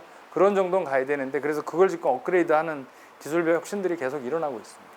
그러니까 비싸지 않냐고요? 한국은 조금 비싼 편인데 지난 10년 동안 100원짜리 태양광이 100원이었다 만약에 그러면 단위당 그게 지금 15원으로 떨어졌어요. 그러니까 85% 엄청난 기술 혁신이 있습니다. 배터리도 지금 그나마 우리가 전기차 쓰는 이유는 10년 전에 100만 원이었던 게 지금 15만 원으로 줄었기 때문에 그리고 앞으로 10년 안에 절반 이상 또 추가로 떨어질 걸로 예상이 돼서 앞으로 10년 안에 전기차가 제일 싼 차가 될 거고 10년 안에 태양광하고 풍력이 제일 값싼 에너지가 될 거라고 하는 게 그래서 뻥이 아닌 거거든요. 그런 조건들은 다 끝났어요. 제가 볼 때는 그래서 태양광하고 풍력으로 전기를 못 쓴다면 기술 때문도 아니고 돈 때문도 아니고 땅 좁아서도 아니고 우리나라 햇볕도 뭐 안 드는데 이런 소리 하는 분들도 있는데 독일도 하는데 뭐 우리보다 햇볕 일조량이 훨씬 더 적은 근데 이런 것 때문은 아니고 민원 때문인데 왜 민원이 일어나냐 하는 거죠. 왜 민원이 일어나냐면 땅 주인들하고 업자들하고 둘이서 이렇게 밀어붙이기 때문에 그렇죠.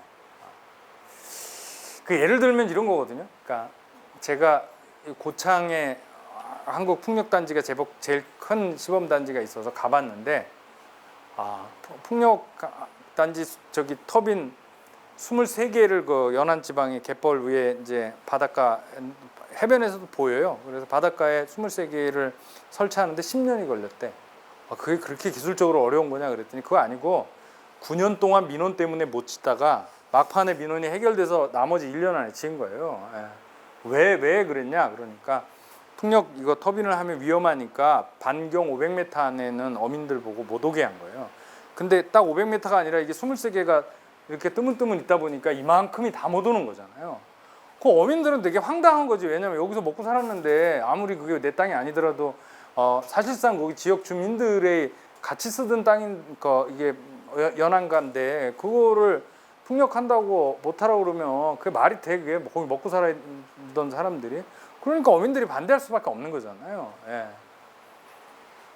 근데 이 얘기를 뒤집어서 말하면 물론 등기부상으로는 그 나라 땅이겠죠. 근데 이게 이제 일종의 공유지 개념이잖아요. 그 연안가는 그 동네 주민들의 생존터 같은 건데 그 위에다가 아무리 좋은 일을 한다고 해도 뭘 해서 그 어민들이 못 쓰게 하면 그거에 대한 대책을 세우든지 그 풍력으로 인해서 전기 팔아갖고 이득을 남게 하든지 그런 조치를 처음부터 실행했어야 되는데 뭐 어민들 땅도 아닌데 뭐 이러고 이제 거기 업체하고 뭐 껴가지고 나라가 그러니까 국가에서 허가해주고 이러니까 밀어붙이니까 당연히 어민들이 반대한 거죠.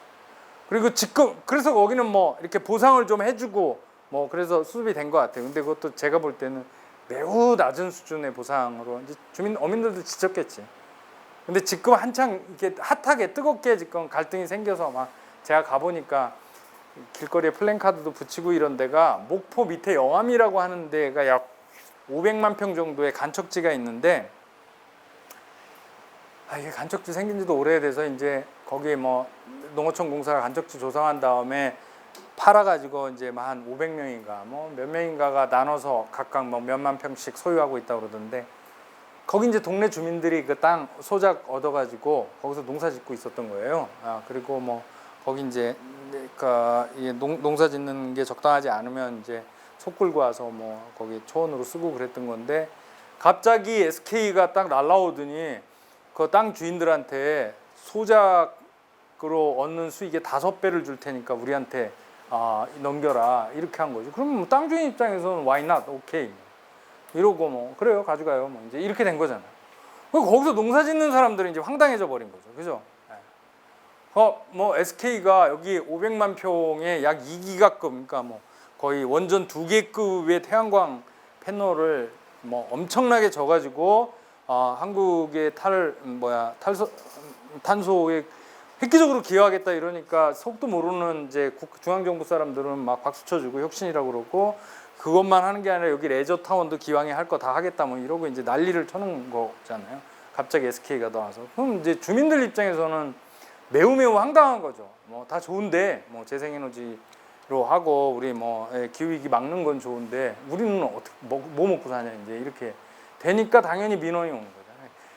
그러니까 소소하게 지역의 동네 이제 저 산주인들 땅 그러니까 논주인들이 산 깎고 이런 거 또 당연히 문제인데, 그런 식으로 다 문제가 생기는 거죠. 사실 동네 야산이나 동산 이런 것들도 물론 땅 주인이 등기부상에는 있겠죠. 근데 그 동네 사람들이 같이 이렇게 공유하던 거잖아요. 자연공간이라는 게. 근데 지방의 산 시가가 얼마나 되겠어. 그러니까 업체가 와가지고 이거 깎고 패널 올리면 연수익이 얼마 보장된다 그러니까 좋다고 하는 거거든요. 근데 그거 다 동네 사람들 허락을 받아야 되고, 그걸 할 때 주민들도 같이 투자해서 뭐 이익을 얻게 한다든지, 주민들이 볼 때 그거는 동산을 하나 두는 게 좋고 여기 뭐 딴 데다가 하는 게 좋다든지 이런 식으로 해야 되는데, 주민들이 함께 하는 게 없었던 거죠. 그러니까 예를 들어서 저기 덴마크가 지금 풍력 넘버원 오르스테드라고 하는 넘버원 회사를 가지고 있기도 하고 풍력 발전이 세계적으로 유명한데, 1980년대부터 그러니까 70년대 석유 파동 날 때부터 우린 석유 안 나니까 풍력으로 간다 이렇게 해서 그때부터 시작을 했어요. 근데 마찬가지로 한국처럼 이제 민원이 있었던 것 같아요. 그래서 그 시행착오를 겪으면서 풍력 터빈이 올라가는 지역의 동네 주민들의 허락을 일단 먼저 받고, 허락 받은 다음에도 지분 투자의 50%까지는 주민들한테 열어주고, 그래서 그걸 돌려서 나오는 전기 수익이 주민들한테 가도록 하고, 그럴 때 이제 허가가 되는 프로세스를 만든 거죠. 그리고 이 프로세스를 이제 90년대부터 독일이 조금 이제 또 가기 시작하는데, 그때 독일한테도 똑같이 적용됩니다. 좀 이따 보여드릴 건데, 그러니까 한국도 뭐 이를테면 이거 되게 작은 거지만 여기 문산까지 가는 기차, 서울역에서 기차 도로란 말이에요. 철도인데 이 철도 옆에 여기 이제 당연히 아파트 있으니까 방음벽 세워놨을 거 아니에요. 그 방음벽을 저기로 한 거라고요. 태양광 패널로 한 다음에 여기서 나오는 태양 에너지를 요 아파트에 공동 전기료로 쓰게 준 거죠. 그럼 왜 반대하겠어? 여기 사람들은. 이런 식으로 하자는 거죠. 이런 식으로 하는 방법이 있다는 거예요. 근데 안 했죠. 지금까지 이렇게 안 한 거죠. 그리고 이게 지금 독일의 프라이암트라고 하는 촌동네인데 약 4천 가구 정도 되는 가구인데, 여기는 태양광, 풍력 뭐 이런 거 다 합치면 여기서 자체 생산하는 전기가 동네 주민들 다 쓰고도 남아서 옆 동네 파는 거죠.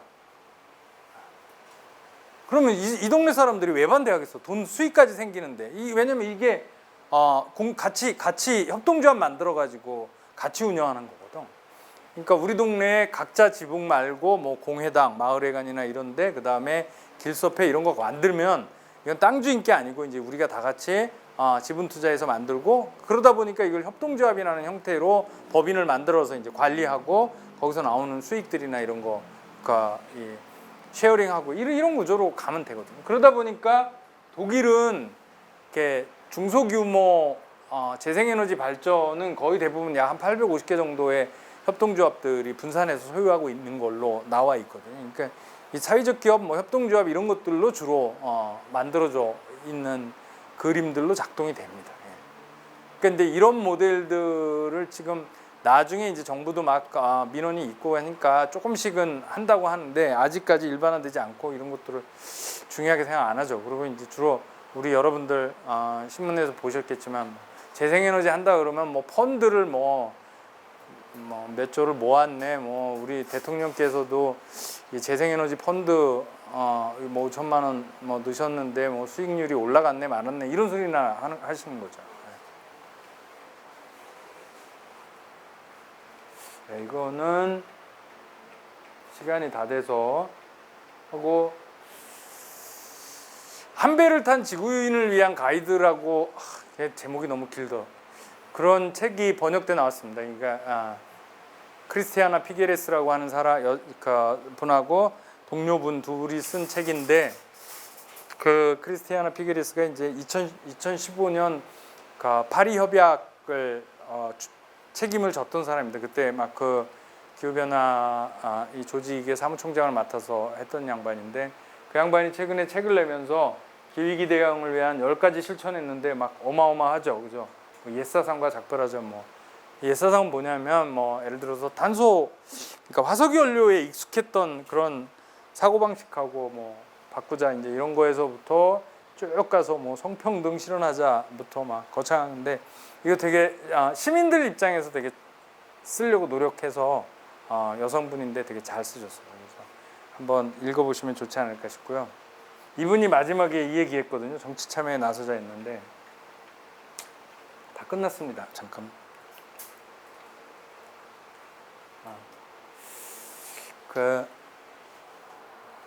제가 이게 쓰레기 분리수거해서 될 문제가 아니고 이거 일회용 컵 안 쓴다고 그래서 될 문제가 아니다. 이게 뭐 산업 문제, 뭐 자동차 문제 이제 이렇게 말씀을 드리면 이제 일반 시민 입장에서는 좀 황당할 수 있죠, 그죠? 뭐 우리는 뭐 그럼 뭐 하라고 안 되면 그렇죠. 이 개별적인 실천으로 안 되는데요. 할 일이 딱 하나 있죠. 되게 중요한 일. 저런 일들을 할 정치인이나 행정가나 이런 사람을 뽑는 게 우리 일이잖아요. 그 일을 해야 되는 거죠. 우리가 지금 쓰레기 뭐 조금 덜 쓰고 전기 뭐 이렇게 나가실 때 다 코드 뽑아놓고 이런 거 하셔야지 당연히 하는데, 그 갖고는 어림도 없는 수준으로 지금 되게 위험해졌으니까 그런 마지막에 저 큰 일들을 할 수 있는 사람들을 뽑는 겁니다. 그래서 그게 말이 되냐고 돼요. 그러니까 2018년 아까 제가 말씀드린 오카시오 코르테즈라고 하는 20대 바텐더 여성이, 히스패닉계 여성이 이제 그 하원 의원이 된 거잖아요. 근데 그 친구가 하원 의원이 될 때 그 친구를 도와서 선거운동한 사람들이 거의 청소년들 수준으로 있었던 선라이즈 무브먼트라고 하는, 지금은 세계적으로 유명해졌습니다. 그러니까 선라이즈 운동이라고 하는 시민사회 단체가 함께 했는데, 걔들이 뭘 했냐면 한마디로 말하면 이제 이런 거예요. 그러니까 이게 석탄, 석유 재벌들한테 돈 받은 정치인 낙선시키기 뭐 이런 거. 그 다음에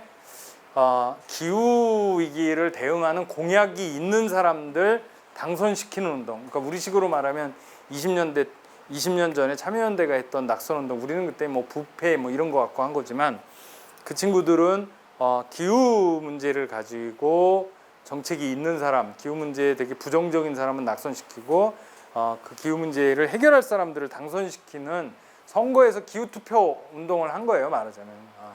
기후투표 운동을 했고 그게 나름대로 작동을 했습니다. 나름대로 작동을 해서 오카시오 코르테즈가 그 2년 한 몇 개월 만에 그린 뉴딜 결의안을 냈던 거는, 그 전에 이제 당선이 되자마자 이 선라이즈 운동 애들이 우리식으로 말하면 국회의장실을 점거해가지고 거기서 이제 기후위기 특별위원회를 만들라고 점거를 했고, 그걸 이제 코르테즈 의원이 같이 해주고 막 이러거든요. 그런 식으로 해서 상당히 성공을 거뒀고 지금 그 전통들이 확장되어 오고 있는 거고, 올 가을에 아직 뭐 까봐야 하는 거지, 선거는 이제 늘 까봐야 하는데 현재 분위기대로라면 독일은 녹색당이 집권할 것으로 예상이 되고 있습니다. 지금 9월 달에 독일 총선이 있는데 현재까지는 여론조사하면 1등으로 나올 정도죠. 그럴 정도로 사실은 유럽 쪽은 상당히 그런 뭐 이쪽 부분이 커지고 있는 게 사실이고, 그게 정치화가 그 정도까지 가 있습니다. 물론 독일은 80년대부터 시작했으니까 진짜 업력이 오래되긴 했죠. 근데 뭐 그런 거잖아요. 그러면 우리는 한 번도 기후 문제가 선거에서 핵심 이슈가 된 적이 없죠. 그리고 2017년 대선에서도 겨우겨우 미세먼지가 하위 구호로 조금 들어간 수준이었는데, 저는 올해 대선, 내년 지방선거는 이 문제를 선거에서 쟁점화시키는데 시민사회가 노력을 해야 된다고 생각합니다. 잘 생각해 보십시오. 제가 아까 10년 안에 저런 일이 일어나야 된다고 그랬는데, 다음 대통령은 22년부터 27년까지 대한민국을 책임지는 분이십니다. 그러면 2030년까지 그 알맹이 안에 다 계시는 거예요. 그러니까 다음 정부가 20대 대통령이 이 문제를 해결 안 하면 대한민국은 그냥 해결이 안 되는 겁니다. 그러니까 불행하게도 지금까지 민주당과 국민의힘 이제 대선 후보들이 쫙 출마 선언을 했잖아요. 출마 선언을 한 어떤 분도 이 얘기를 제대로 한 분은 없어요. 오늘 출마하신 분도 뭐 기후 변화 때문에 산업의 대전환이 있을 거다 뭐 요 한 마디 정도 말고는 없고, 현재 수준은 거기까지이긴 하지만 저는 다음 20대 대통령이 기후 대통령이 돼야 된다고 생각하는 편이고요. 그리고 만약에 우리가 중앙정부를 그렇게 못하면 지방정부라도 이런 실천들을 할 수 있도록 앞으로 이 선거 캠페인, 투표 캠페인이나 이런 거를 기후위기하고 엮어서 하는 게 필요하다. 그게 시민실천일 거다라는 게 제 생각입니다. 예, 말을 엄청 빨리 하려고 노력을 했는데 그래도 시간이 너무 많이 갔네요. 예. 제 얘기는 이거로 마치도록 하겠습니다. 예.